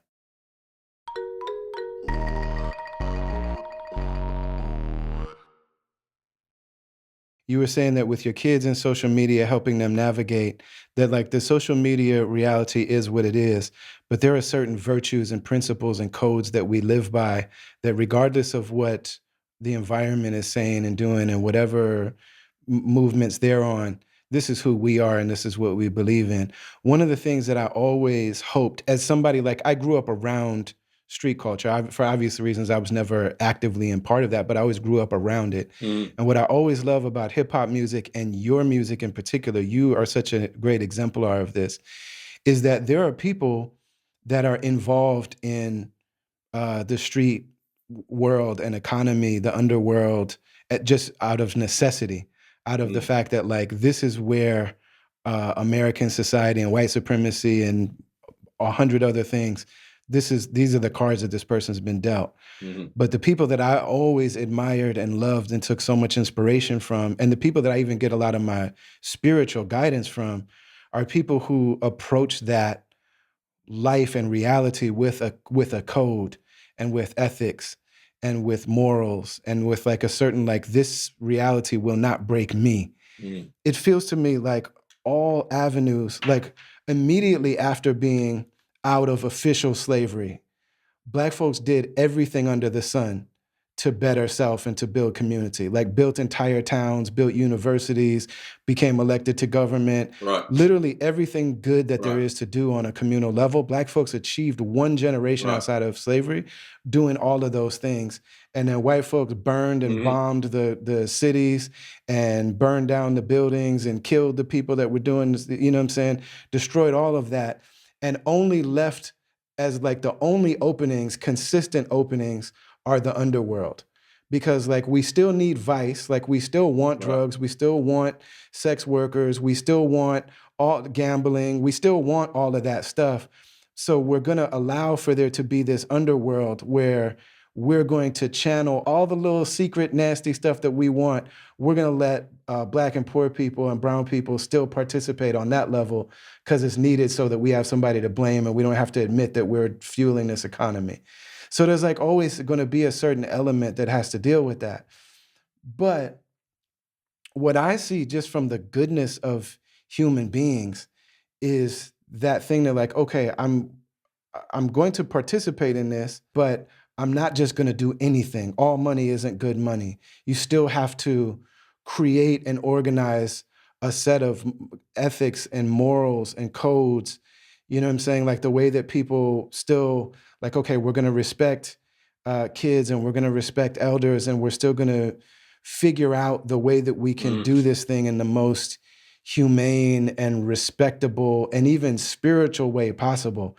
And some of the greatest like spiritual leaders that we have had are people that came out of that. Like your story is not entirely different from Malcolm X and Elijah Muhammad and you know what I'm saying? The people that we look to as the leaders for the world's moral compass. And that's one of the things that I always really hoped that hip hop would have the potential to convey that to the broader society. And I think that there has been some of that. I think that Jay-Z did a certain element, like when Jay-Z wrote his book and like really was able to communicate some of that, you know. But that's one of the things that I always saw in your music. But I don't know if it's always I don't think it was ever understood and I don't think it was ever appreciated. I had to do what I had to do through with my music for more about self expression and whatnot, and just and being true to myself and who I am, and my upbringing. And I really wanted to tell that story, and I have a lot of pride in that. And yeah, it's how you see it. You know, it's like, and I see it. I've come to learn new ways of looking at it over the course of time. You get older, you travel around. You know, you travel around everywhere, and so my perspective isn't quite the same. But I think any human being, I would like to think human beings, their perspective grows as you get older. You know, not everybody, obviously, but I guess it's about understanding where we live. What is this place, the United States of America? What is it that we live? And this is a historical question I ask, because when you study like empires, right? You know, the world, we're dealing with some things on Earth right now that human beings have never dealt with before, right? All of us. Okay. So, and we haven't been dealing with these things for very long. Yeah. So you have to look at the world in a scope of like where you live. Do you realize most people don't know that where you're at now, Istanbul, Turkey, at one time was the base for one of the largest empire on the face of the earth for about 700 years. And a lot of people aren't aware of that. And that empire Yeah. was disbanded during World War One, right? Right. So after World War One is when the world we know of today was formed. Yeah. Right. Yeah. Before that, human beings dealt with each other on another level. That's right. Right. That's right. That's right. And this is all historical. So it's just about understanding where you live. Human beings are used to being under monarchy systems. After World War One, the things that we know as nations came about to be, basically, right? The British Empire was still in power, the Russian Empire, the German Empire, right? You had the Ottoman Empire, and then you have this offshoot nation in the New World called the United States of America that wasn't even really involved in the World War One. Nobody looked at United States as a threat. We weren't always a superpower, but we were this young, rich nation that actually funded World War One. So it's just, well, not the whole thing, but the Allies, which is the British and the British, the French, and the Russians, right? which were against the Austrians, the Germans, and the Ottomans. That was World War One, and you had these three monarchies fighting for world dominance, right? So if you understand, I know a lot of people are like, talk about the ancient Egyptians and their empires, and the Byzantines and the Romans and their empire, and the Aztecs and the Mayans and their empire. You have to understand where we live and look at it in that scope. And there's never been anything like our nation on a level of diversity within it, because it's a place that people came from all over the world, right? Right. To come and to establish a society under the pretenses that they thought were just at the time, right? And so it causes, being American is such a new thing to mankind and the scope of culture and whatnot, that we don't grasp it. We don't understand what separates us from the average immigrant. Right. Absolutely. Most immigrants don't even understand it. They're still dealing with. That's right. They're just coming out of their monarchies over there, right? So it's like, and their colonialism, and being colonized. Yeah. Yeah. So their perspectives on the world are different than your average American, and I think all these things are to be respected. And so I look at things through that lens today, whereas when I was 20, 25 or whatever, I looked at it through a lens of just maybe people that, for instance, like you brought up Brother Malcolm X and whatnot, and those I was influenced by, the Black Panthers or whatnot, looking at things through this lens of just seeing things like black and white, literally, right? Because that's what they did. Right. But as you start to understand the world in a bigger scope, you look at your situation, and you can say, wow, okay. I like to look at it in a book sense and say, I'm a character in a book that told the story of America in the 21st century or whatever, right? And I'm just a guy in an empire. It's like if you were reading a book about Rome, right? Like 2,000 years ago, right? Yeah. There are people that lived there. There are people that lived their lives. There are people that were struggling. There were different classes. There were different, levels of society and whatnot, And I look at it like that and put myself in that person's shoes, and then combine it with what I'm born into. So it's really about understanding what America and how it works, and the train of thought, what it means to be an American. You know what I mean? There's a train of thought of being American that the rest of the world just really can't understand. Absolutely. Yes. Absolutely. And we can't understand it. Like, now that I've left America and I look at people like James Baldwin and Maya Angelou and Nina Simone that left before, and, Kwame Ture and all these people that left America, like when I was living in America, there are certain things that I really didn't realize about myself and the way that my body felt and the way that I related to other things that are very unique and specific to being American. And they didn't exist before America. Right. And like you said, they never existed before. And every wisdom tradition talks about at the end of time, like no matter how long that period is, there will be a time that was not like before, Right.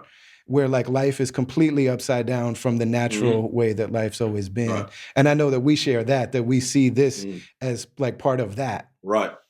And we're living in a very unique time in the history of mankind at this moment. And Yeah, it's yeah, important we all yeah, understand this as people who are citizens of societies. This is a very unique time mhm, that we're dealing with. yeah, And it's a yeah, special time too. It could be blessed or cursed. I think it depends on your actions, mhm. right? That's right. That's right. That's right. And so I've tend to look at things with an eye towards mercy for everybody, right? Mhm, Be it Black people, Native American, and speaking in an American sense, when I say Black people and mhm, Native American people and white Americans and whatnot, and everybody else that's grouped into that. And I understand. I'm like, wow, it's tough, man. It's tough being in your shoes. It's tough being white American. It's tough being whatever from the aspect of what your responsibility in your society, you know? Because at the end of the day, all anybody's trying to do is get by. right. And you know what I don't like what people do? I've come to dislike people turning things into what they're not and making things deeper than the surface level of what it actually is. At Mhm. the end of the day, this is all about human beings eating. That's all it's all set up. It's all about eating. It's all about shelter. At the end of the day, every man, woman, and child need and desire the same things, right?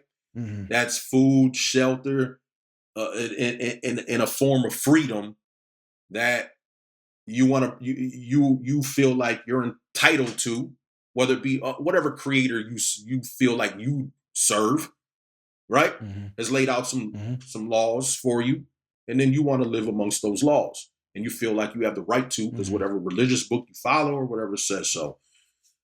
So I just look at things with mercy.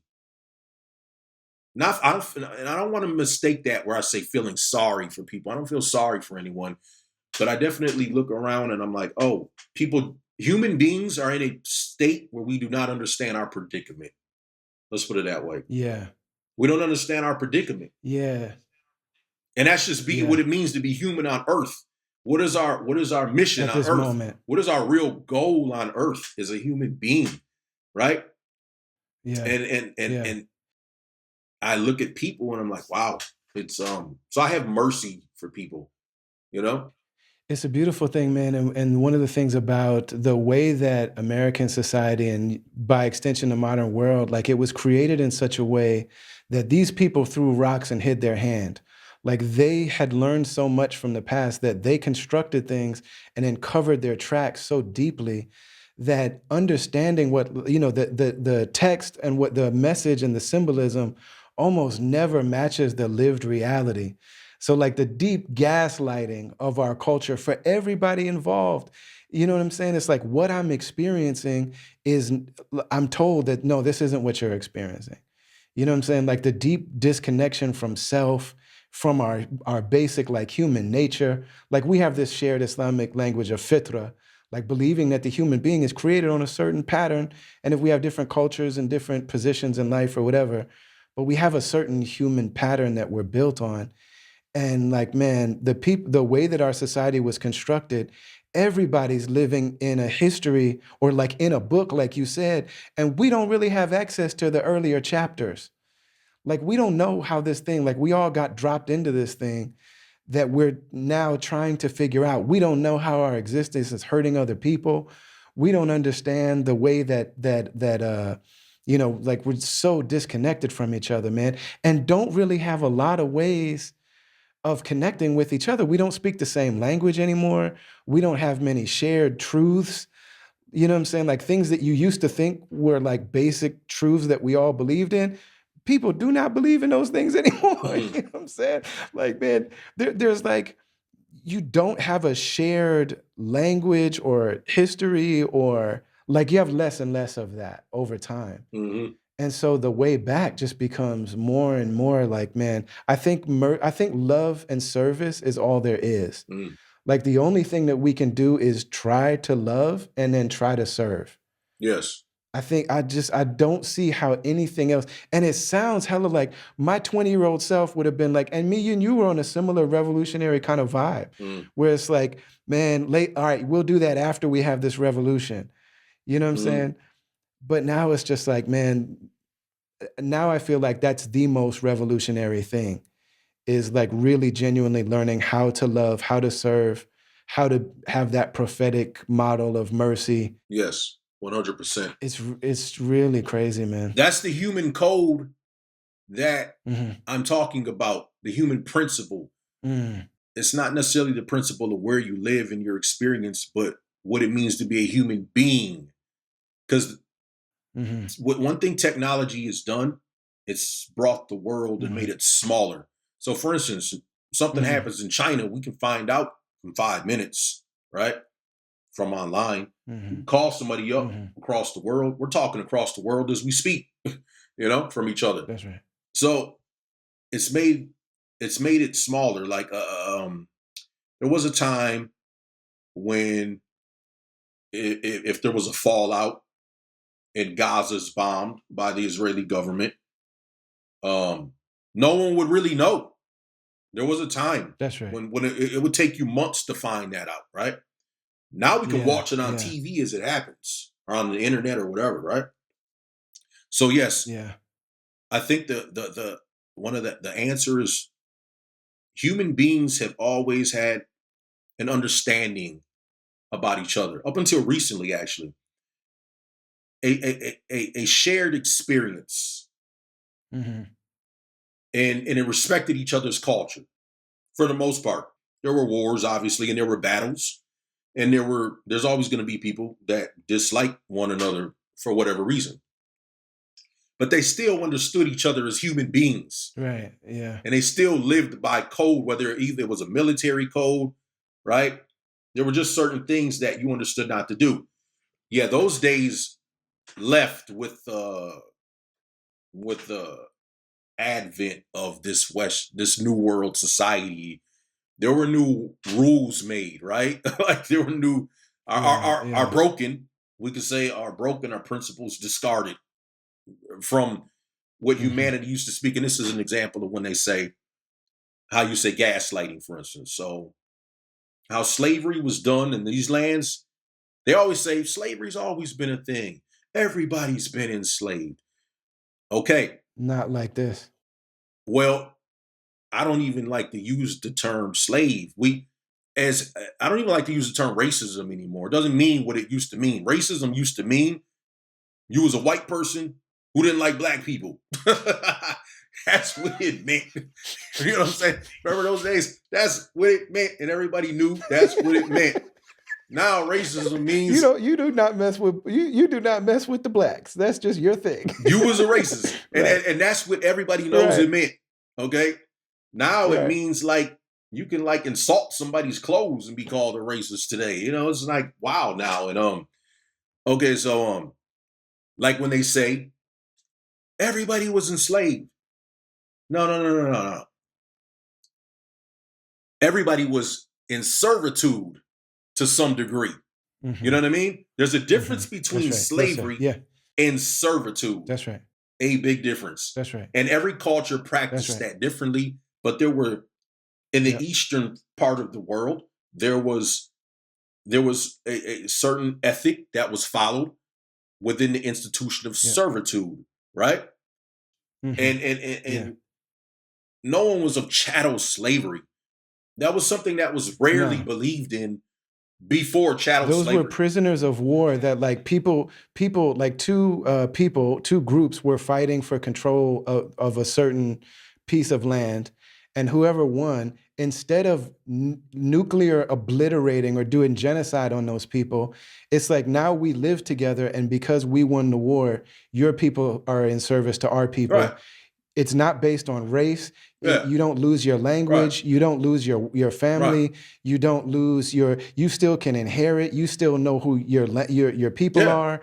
You know what I'm Right. saying? And you can get out of it. You can get out of it. You know what I'm saying? Yeah. It's not a lifetime Right. thing. It's not a racial thing. Your entire ethnicity is not slaves for Right. till the end of time. Right. It's very, very different institution. Right. Very different. Right. I mean, as we know, an example would be there was a whole group of people that were once enslaved, are in servitude under a regime that followed Islam, and they rose up to start their own dynasty, and they're the Mamluks, right? The Mamluks. The Mamluks, and they're responsible for like stopping Genghis Khan, the Khans and the Mongols, right? So these people were in servitude at one time, and then rose themselves to a degree where they literally had a dynasty, which was, in the Egypt, era, Maghreb era, whatever, Musab is called, Yeah. And so when they talk like that, it's gaslighting, basically. It's saying, oh, everyone treated you guys this way, right? It's saying everyone treated you guys this way and did this to you before we did. So why come at us? Yeah. You see? Or whatnot. Yeah. And there's always been a thing. There's always been reparations, for instance. There's always been like blood money and societies paying other societies for wrongs they've done. This isn't a new thing. This was always done. No, yeah. Right? Yes. Yeah. And it was seen as there was a certain thing budgeted for that along with the war budget. Yes. Because the understanding, like what I'm saying about people in the street life, and like the quote unquote underworld, it's very similar to somebody being like in every group of people, it's understood that war is a reality. So somebody is going to have to be the warrior class. Right. Like there's going to be people who that's what they're good at. And so those people are going to have a code of ethics, like being a samurai or like being a noble, virtuous soldier. Right. And part of what they always had budgets for is like when we go to war with people, if we win, we've got to recompense them. Right. Like we've got to rebuild some of the stuff. Otherwise, you can't completely dehumanize people. Right. You have to leave them some semblance of humanity and dignity in some way to be able to build themselves up. Otherwise, this war will never end. There will never be peace unless people are made whole. Right.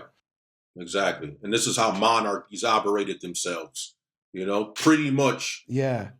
Around the world. Man, there's a brother here in Istanbul. He's become one of my dearest friends ever. I can't wait for you to come to Istanbul.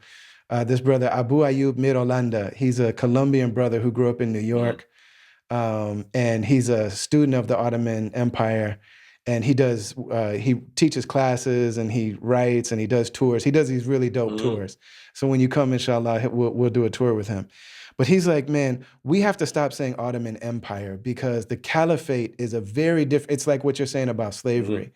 Like the fact that the caliphate was a very different thing. He said, when we think about empire, we're thinking about the British. And to me, it's one of the most white supremacist things to say that like, if this like Eurocentric, if white people got something wrong, then that means no one ever got it right before, so we just eliminate it. So if white people got religion wrong, then all religion is bad. If white people got, this certain business reality wrong, then all business is bad. We got to do away with it completely. Nobody's ever done it right. But man, when you think about the fact that like under the Ottomans and under Muslims in general, like if there were Christians that lived under Muslims, they went to Christian courts. Jewish people went to Jewish courts. They didn't go to Muslim courts. They were not expected to live under the Sharia if they weren't Muslim. You know what I'm saying? It's like, imagine if black people went to black courts. Like what it's supposed to be. You're supposed to be represented by a jury of your peers. Like imagine if somebody gets picked up for selling weed and you go to court and the judge is like Uncle so-and-so, like the mentor from the neighborhood. Right. Like imagine if Luis Alamiu or like Spike Moss is the judge, or like Mahmoud El-Khati, Elder Mahmoud is the judge. And then like the jury is like Shaka and Tish Jones and like, you know what I'm saying? Like it's an entirely different, it's an entirely different reality at that point. Right, and that's how things were done usually. When a society was conquered, they still had the right to govern themselves, Mm-hmm. you know, as far as things go with judicial systems and whatnot, you know? And it's like, and none of these things were perfect. Like that's like we don't have this like romantic. I think when we were 20, we had this romantic idea of what the caliphate was. And there is no legitimate caliphate now. Like Muslims agree on that universally, except for the crazy people that are doing what they're Yeah, doing. Those people are not the right. caliphate. None of us believe that. You know what I'm Yeah, saying? Like none of us think that that's a legitimate yeah, caliphate. Not the Salafis, not the Sufis, not the Malikis, not right, right. the. Nobody believes. Yeah, You know what yeah. I'm saying? Just to be clear for the people listening. But so like it's not some rosy idea, but there is something about I would say people from this time that there was this idea that like, well, the Europeans are the greatest people that ever existed. So then once we realized that what they were doing was off, we still assumed that the ancestors had nothing to teach Mm, us. And one of the beautiful things about being connected to a living tradition like the Islamic tradition is that it allows us some window into the world before the world that we know now, to know that like they might not have had everything right, and it's not that they're above critique, they're not superhuman, but they do have something to teach us. You got to be able to like look at what we're doing now compared to what was done in the past and think that they deserve a seat at the table of ideas. mm, Like we can start being just like people are like white supremacists or Eurocentric. We can also be modern supremacists mm. in thinking that like everybody before us were just apes. Like none of us, they didn't know anything. They didn't, Yeah, you know. yeah, man. I've learned to look at the world so coming to my perspective today, Hmm. I've learned to look at the world. I see it as an American, and I am an American, Hmm. but I also have the ability to look at the world as a non-American through those eyes. Hmm. So Hmm. I I don't universally use the term black and white people. I specifically Hmm. designate that to black and white Americans. For instance, I don't call people in Nigeria black people. I call them Nigerians. And they never knew what that was. Exactly. They were of their tribe and of their I call them. clan and of their religion If and you're Yoruba, you're Yoruba. If you're Hausa, you're Hausa. Right. right. Mandinka, yeah. Okay. So the black and white lens perspective is for me is designated to us as American citizens that descend from here, right? Over the last, Hmm. 400 years or so. Um, Hmm. so Europeans are not white people to me in a sense. Don't get me wrong. Let me make this disclaimer. Okay. I, Yeah, that one's not as clear as Nigerians I'm aren't gonna I'm gonna make a black. disclaimer on That this. one's not as I'm gonna simple. make a disclaimer. Yeah. This needs a disclaimer. Okay. Yeah. In Europe, they're Mm. tribal. They have tribes in Europe. They were. They were They were and well, before the creation of okay, whiteness. that's why I got to make a disclaimer. Okay, so but they were very tribal people. They were, and they still have indigenous tribes throughout Europe, like the Sami people who are in like the Scandinavian areas, and actually they build teepees and whatnot there, and they're an oppressed people still, and they're white people. They would classify as white people Hmm. in America, right? And this is the thing. This is why I designate that for Americans, because you have the American borders and then you have life outside of it. Immigrants outside of the American borders, man, they know. You know what you are. But when you get in here, you know Right. what to become. That's right. So Yes, sir. white is a status Yeah. and black is a status because this is a racial construct. Like a lot of people don't understand that America actually functions on a caste system. right? Mm-hmm. And the caste system is something that's racial based, not, Mm-hmm. I wouldn't even say ethnic based. It's racial based, meaning they made up your race, and they like the American dream is being white.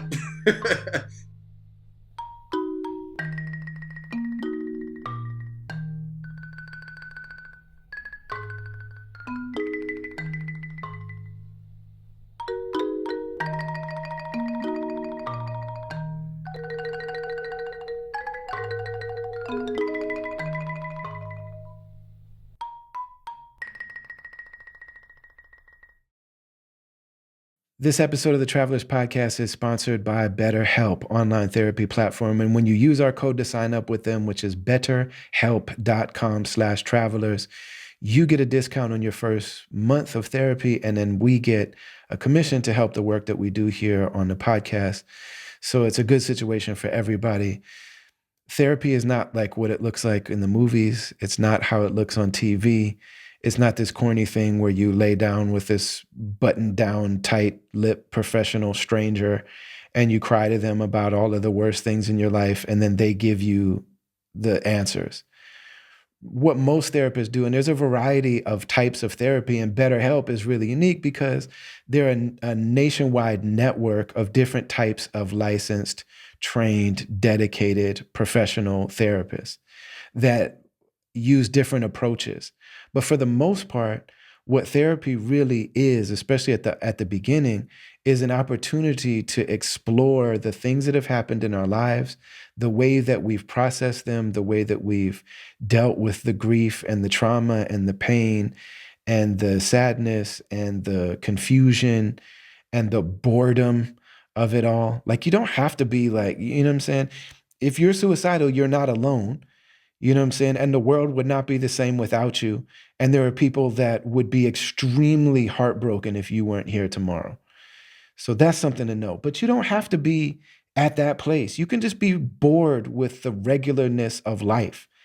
You know what I'm saying? We're all struggling with something on different levels. And so therapy really is an opportunity to talk through that stuff with somebody on whatever basis you feel comfortable trusting them and letting them share another perspective. And the best therapist will tell you, we don't give people the answers, we don't tell people what to do. We ask questions, we present things from different angles, we offer people different exercises so that they can develop their own solutions. Because if we just tell people what to do, if we just tell people, you know what I'm saying, this is what I think the truth is about your situation, it's not going to matter to them and they're never going to do it. They've got to find it themselves. And so they're almost like a tour guide. You know what I'm saying? You can go to a museum by yourself and look around and something might catch your eye. But if you have a tour guide, then that person is going to be able to show you things and tell you the backstory behind things and just give you a different perspective so that you can start to have your own relationship with this stuff. So go to BetterHelp, BetterHelp.com/travelers. And you'll go to a questionnaire that talks about what is it that's bringing you to therapy. Then you start talking about what type of therapist do I want. Then you choose somebody. Then you go into their calendar and choose when you want to meet with them. And then you decide if you want to have a video call or just a phone call. And then you start messaging them right away. You know what I'm saying? So you get fast tracked into talking to somebody that can help. And if you ever feel like this isn't might not be the person for me, I don't feel like going deeper with this, is maybe it's not a match, you just hit a button that says change therapist and you start looking at other therapists. I use BetterHelp to access therapy because I don't live in America and I don't have the type of insurance that's going to, help me do that. So BetterHelp has been really incredible for me. I've suggested it to a lot of people that I know, and every single person that I've known that's used BetterHelp has been really appreciative of the connection. So go to betterhelp.com/travelers and see about this therapy thing.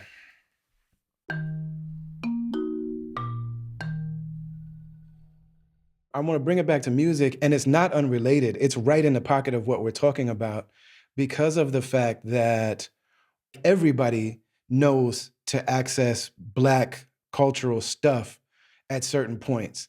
Like Yes. nobody in America or really around the world, anybody that wants to be romantic, anybody that wants to be cool, anybody that wants to be hip, but not Mm, only that, anybody that wants to be spiritual, anybody that wants to like get through some difficulty, some pain, like everybody, because of the export of culture and speech and music and dance and dress, like all the stuff that gives life meaning, like as mhm, the world gets less and less connected to its spiritual traditions, and so people aren't going to church and they don't belong to the club, and they not, you know, the clubs that people used to belong to and the guild and all this kind of stuff, and people don't, you know, live with their extended families and all this stuff.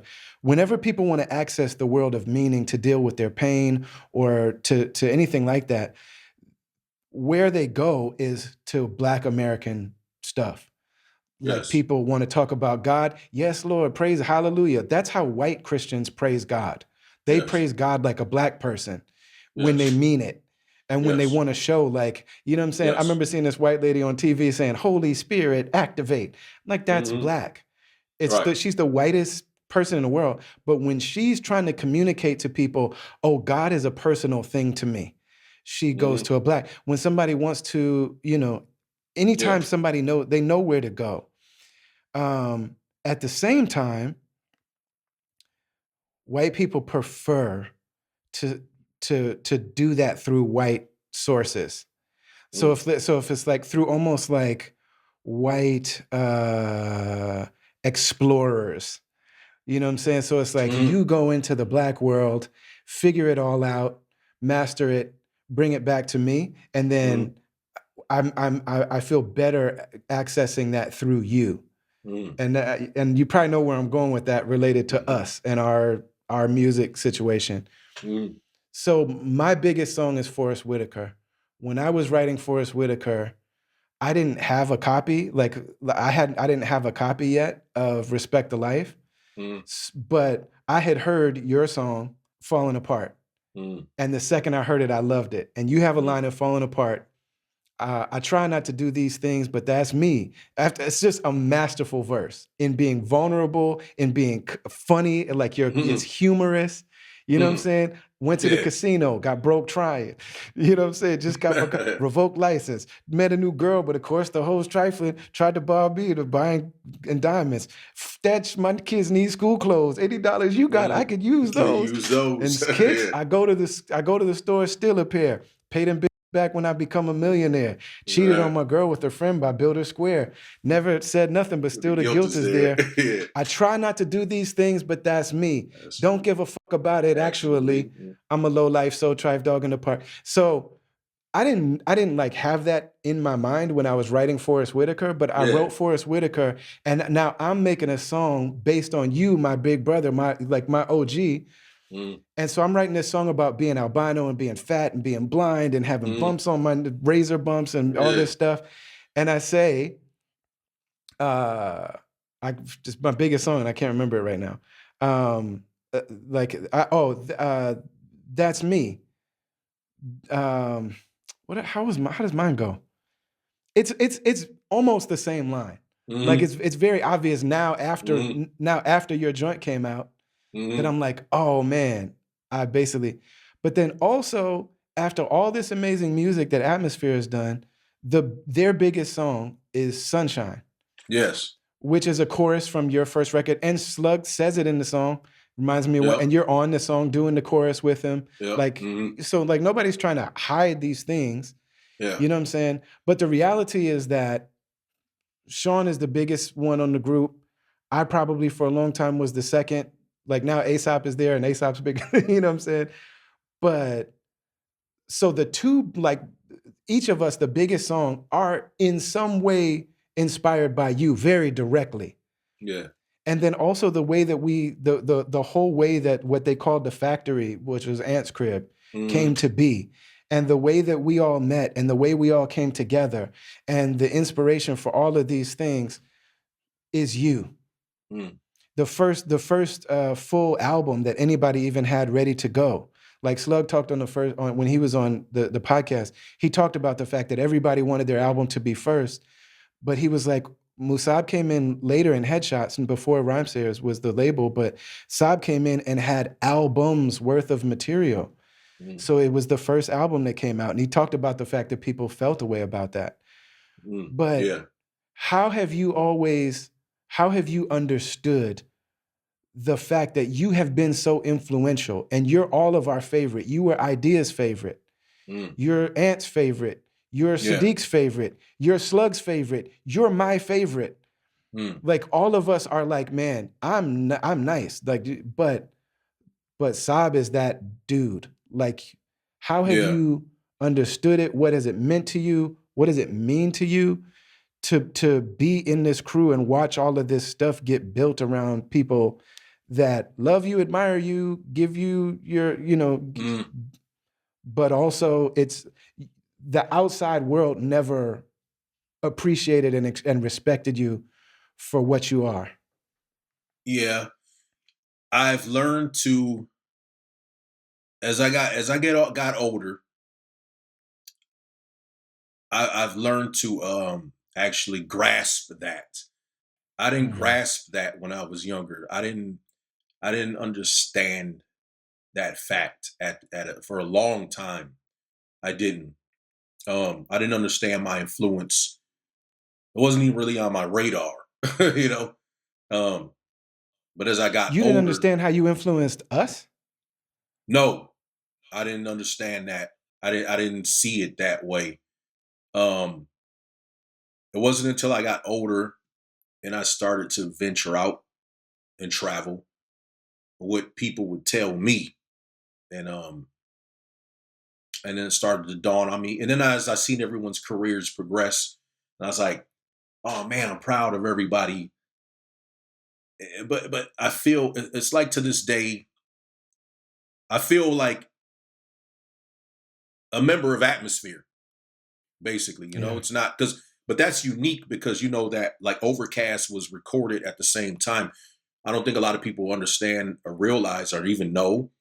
Like me and Slug, our first, like there was an era for about, I don't know, 3, 4 years where we recorded all our songs at the same time. The same Sunday And we nights. would go up taking turns on the mic. Right. You remember those days. So like the process and the sound that Atmosphere developed and my sound is like it fused together, Mm. you know? Mm. And also if people go back and look at Overcast, there's like the names under say Overcast, and Sadiq put like all of our names under there, like that was all over my head at the time. There was just some things I didn't understand at the time, man. Just coming from my background and just trying to change my situation, Yeah. in life or whatnot, focused on that. Yeah. I didn't understand the moment that we were all experiencing at that time. Mm-hmm.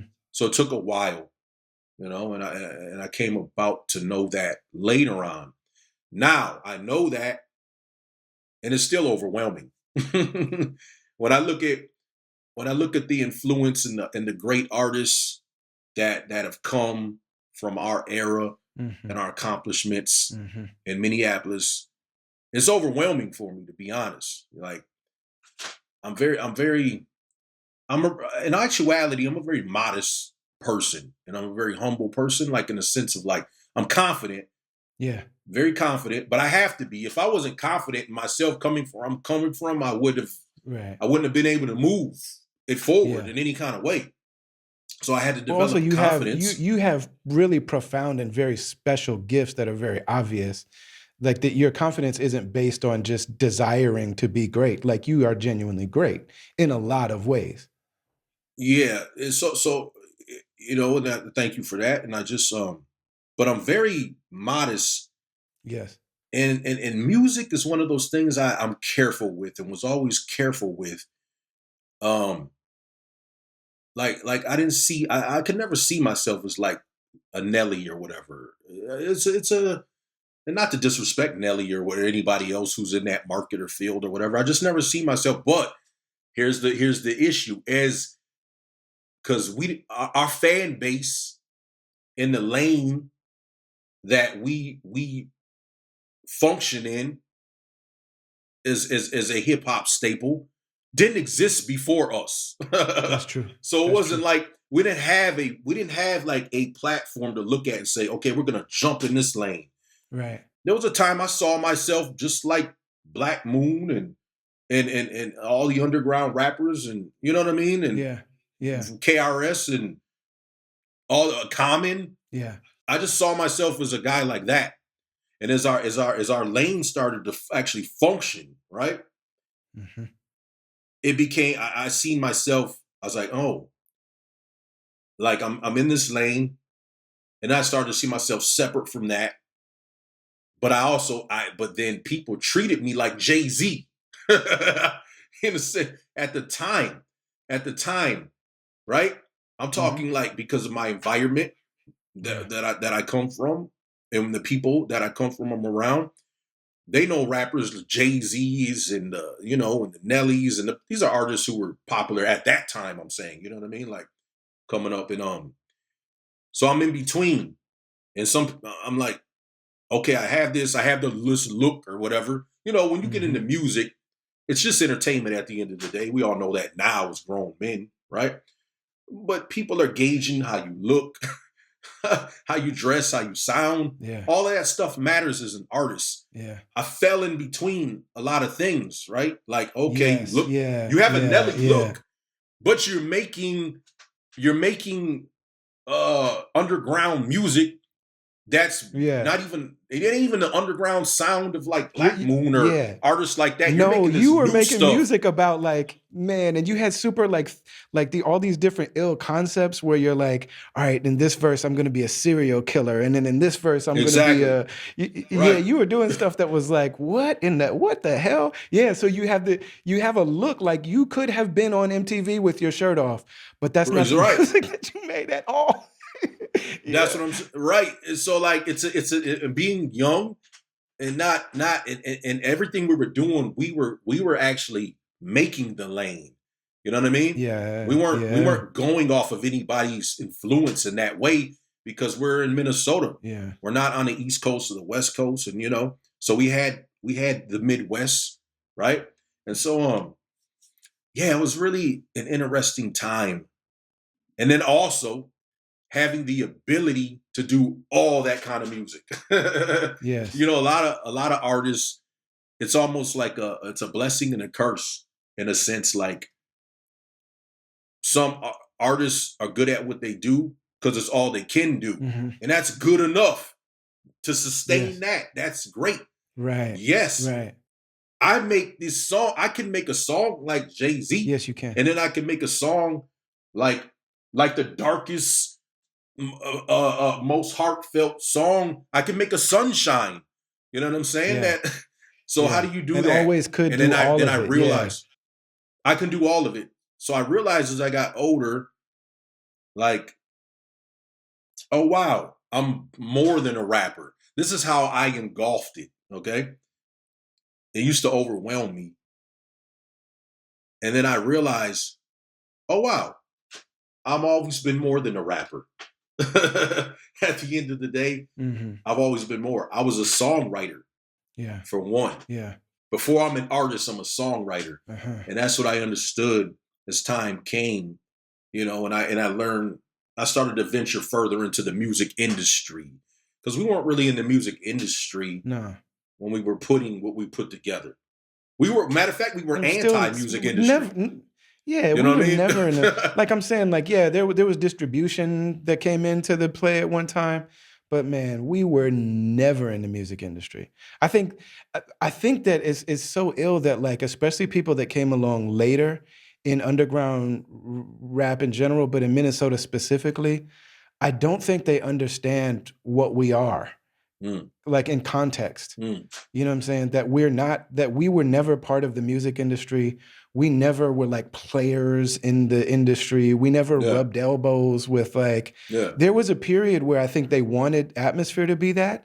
And Hmm. Slug very obviously decided no. Yes. Like they tried to offer Slug, like they wanted him to be Macklemore.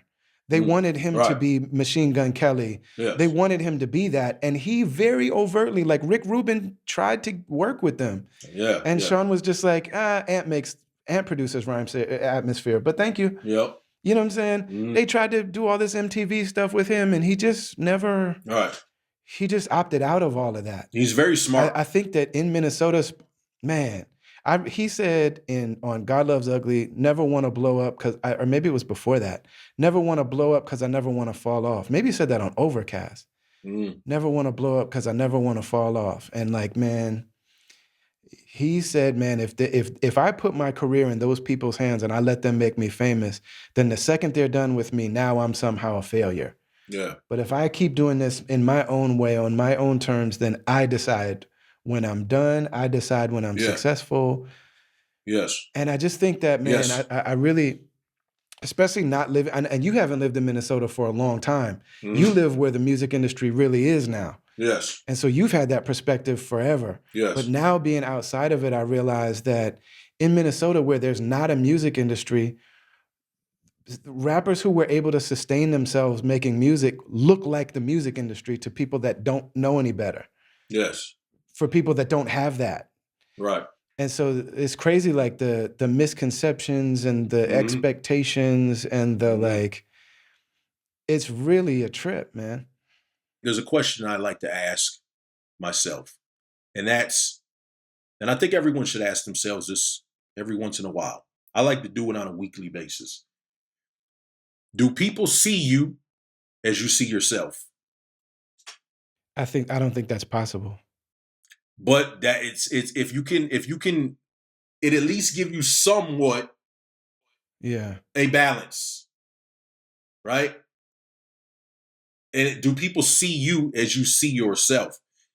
If you ask this question enough, it doesn't mean care about what people say about you. I'm saying that, do people see you as you see yourself? And there's a responsibility to understanding how people see you because that's the position you hold for them. Yes, right. It's very important in the world we live in today. Do people see you as you see yourself? Especially with social media and all this, like people make up whole other personalities of themselves online and whatnot. We're just living in a different time.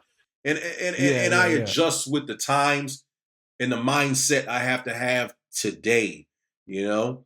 It reminds me of me telling Fahim, like, man, I was your age when I had you, because like our kids look up to us as like, that is but like, that doesn't change the fact that I'm his dad. And so everything I didn't do or everything I did, I hold the weight of of a whole ass dad with everything I did or didn't do, regardless of the fact that I was 22 years old. You know what I'm saying? Like I was his whole dad. You know what I'm saying? And it makes a lot of sense what you're saying. And I think so much of that situation, you know what I mean? Like, I don't know the degree to which, like I always saw you as a big brother, but I always saw Sean and Sadiq and Ant almost as dads. I definitely had father figure stuff with them that even in my 40s, I'm still sorting out. And it was much easier to sort out with Sean and Ant and much more challenging to sort out with Sadiq because of the fact that he also is the one that controls the business side of things. So like for me to I still, you know what I'm saying, was needing to go to him to explain myself or convince him of like business realities. So there's a degree to which in that situation, whereas like, and that's one of the things me and him got to, is he was like, I never realized, he was like, I wasn't trying to be your dad, but also that meant that I wasn't he said this to me in a really beautiful moment. He's like, I also was never intentional about the fact that you were seeing me that way. And I also had to acknowledge that like, man, I was looking for a type of validation from him that a person cannot outgive to somebody else. Yeah. You know what I'm saying? Yeah. It's so dope to like, so many of these conversations I have on this podcast are like being able to talk to each other 20 years later is like such a blessing, man. It makes me think about the people that didn't make it. It makes me think about, you know, Mikey and like, man, all of the ways that we felt about things in our 20s, man. And just the ability to like, and you know, may we all live long lives and may we be able to have these conversations on into our 90s. Yeah, I know that'll be great. But That's the thing. It's not over yet, bro. Like, Right. I mean, for everything that I did when I was young, a lot of things I'm a Yeah. late bloomer at, just being in Yeah. my position, and I had to do what I had to do first when I was young to do what I'm Hmm. doing now or whatever, and I'm still learning a lot of things, keeping yourself open to learning and whatnot. And that's really helped me, just being humble to everybody, humble to people's cultures and their languages and their experiences and whatnot, you know, and I try to have the ability to put myself in someone else's shoes, you know, just Hmm. a little bit to understand them, and their situation or whatnot. The things I didn't think about when I was young, and all that stuff's important to me today. It helps me get by and whatnot. And you know, it's been a journey, man. It's really been a unique journey though that we've been on. Yeah, and it's overwhelming to think about sometimes. Yeah, man. I get emotional thinking about it because it's just like I said, like, I can't see, but I can speak. And I would rather speak and not see than see and Mm, not speak. yes. Like when I think in general about like just when my relationship with Allah is like when all the things that I always thought I wanted, when or now even when I'm like, it would be nice to be able to do this or that. Mm, When I look at what I do have, so like I have 4 children, they're all alive, they're all healthy. You know what I'm saying? Like I know them all. mm, I like them all. We like yeah. each other. You know what I'm saying? Mm, I've been in a lot of danger and none of it killed me. I've had a lot of trauma and none of it like I have so many people that are still that I'm still we're still looking at each other like, hey man, let's figure this out. I'm mm, still down to figure this out with you. yeah. You know, I wouldn't trade those things for the things that I wouldn't trade what I have for what I don't have. I wouldn't trade places with anybody. Yeah. And the thing that we've been able to do together, and like you said, is just to begin, like we're not anywhere near finished. I wouldn't trade those years, even those broke ass years of Yeah. like you coming over when I think about like I remember very specific days of you picking me up and we riding. I remember 9/11 on September 11th. I was working at Fifth Element that day, and Mm, you were the third phone call that I got that mm. morning. That like you were like, "Yo, man, America's under attack." You were like, "They're gonna blame the Muslims." Watch, and you came and picked me up because I had to work at I was working at Fifth Element, and the buses weren't running. Yeah, I And you remember were that. like, "No, don't get on the bus. I'll come scoop." And you came and picked me up at like 8 in the morning because we were both up for Fajr. Hmm. You know what I'm saying? And you came and picked me up, and we just rode in that day. And like, man, I remember so many specific days that I wouldn't trade for to have millions of dollars. If it was like millions of dollars or those times that we had together, I would not trade Hmm. them. Right. Or having a Grammy or those 2 weeks on the road with you and Mikey Yeah. and Bird and K Salam and BK. I wouldn't trade that for anything, man. Yeah. It's really it's a beautiful thing, man. Yeah, it It's is. really it's a tremendous blessing. It is. It's made me very humble in life as well. Mm. Very humble just to have the experiences that I have with the people I have, and then, but that's why I stress just at the end of it was a conscious decision for me to like pair up with like Slug and Sadiq and Ant because I knew they were different than what I was coming from. Yeah. So like Yeah. you can kind of steer that ship a little bit. You know what I mean? Like Yes. Yeah. and yeah, I consciously made that decision. Me too. And When I yeah, saw and y'all, I was like, I'm not, that's who I wasn't trying to be in a crew. I wasn't trying to be in a group. I was solo until I saw y'all and was like, oh, that's what I'm trying to be part of. yeah. So that's why I stress to younger people and my kids and whatnot, like be aware, Hmm. being aware of who you are and what you want. And if you could capture that moment in time, because we all get it, right? I'm like, yeah, you can work, you can train, you can practice, you can do a lot of things, right? But to be successful, I believe you have to have a breakthrough. And that breakthrough is what comes from Allah. That comes from God. your breakthrough moment. And you have to be able to capitalize on that and execute at that moment if you can. Man, you've been really generous with your time, and we're just gonna have to do this again because there's a million things that I wanted to ask you and I didn't get to. But is there anything that you want to make sure that we have in this documented? Because this is just documented conversations, you know what I'm saying, that we Yeah, share yeah, with yeah, yeah, people. yeah. No, it's been Is there great, anything bro. you want to make sure that you share before we wrap up? There's so much to share. I don't really know like what part to share first. It's just I just want to share that I'm doing well with anybody who might care. And I'm still I'm learning, I'm working and striving and surviving, and life's great. I'm in a place like I love life and appreciate life. And there's always going to be ups and downs, but you just learn to appreciate everything for what it is.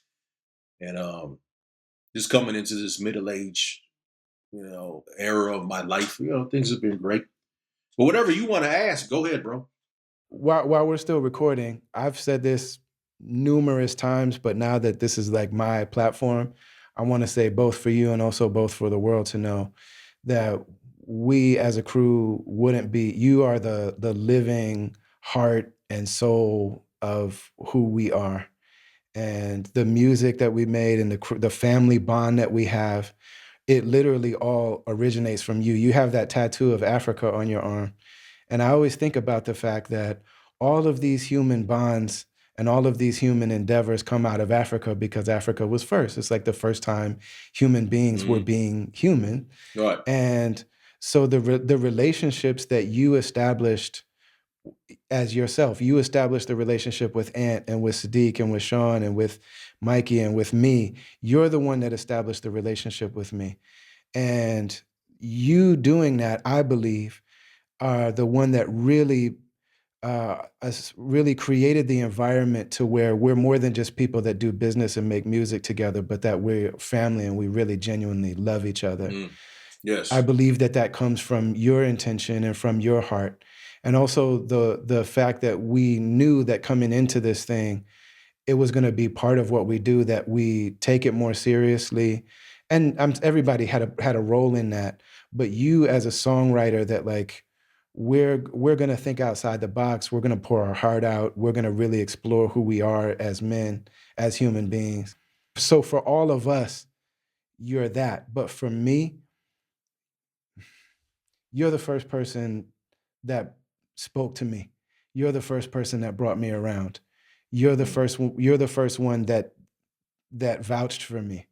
Mm. You know what I'm saying? You're the one that did that. Both with Rhymesayers, I feel like with the South Side in general, with, Mm. so I wouldn't, aside from that line that I, you know what I'm saying, Mm. subconsciously didn't realize I was reusing from you. I just, man, I don't think that I would be me if it wasn't for you. And you were the first person out of all of those people that, they spent their time with me, they worked with me, they put my music out. You're the first person that looked me in the face and was like, "You're dope. You should keep making beats. You're dope. You should keep rhyming. You're dope. Nobody's better than you. You understand this thing in a different way." And you see, you know what I mean? Like there were things that I wasn't quite so sure about. And the same way that you felt about yourself, I also knew you felt that about me. And because of how much I believed in you and you believed in me, your confidence and your belief in me was contagious. And so, man, aside from being friends and being brothers, man, I just really feel like I owe you a lot. And I hope that you've always known that, but I wanted the chance to be able to say it and to have it be on the record. Appreciate you, bro. Yeah, thank you. And I love you beyond words, man. Love you. All right, my brother. I'll talk at you All right, soon. man. All right, peace, brother. All right. Assalamu alaikum. Wa alaikum salam.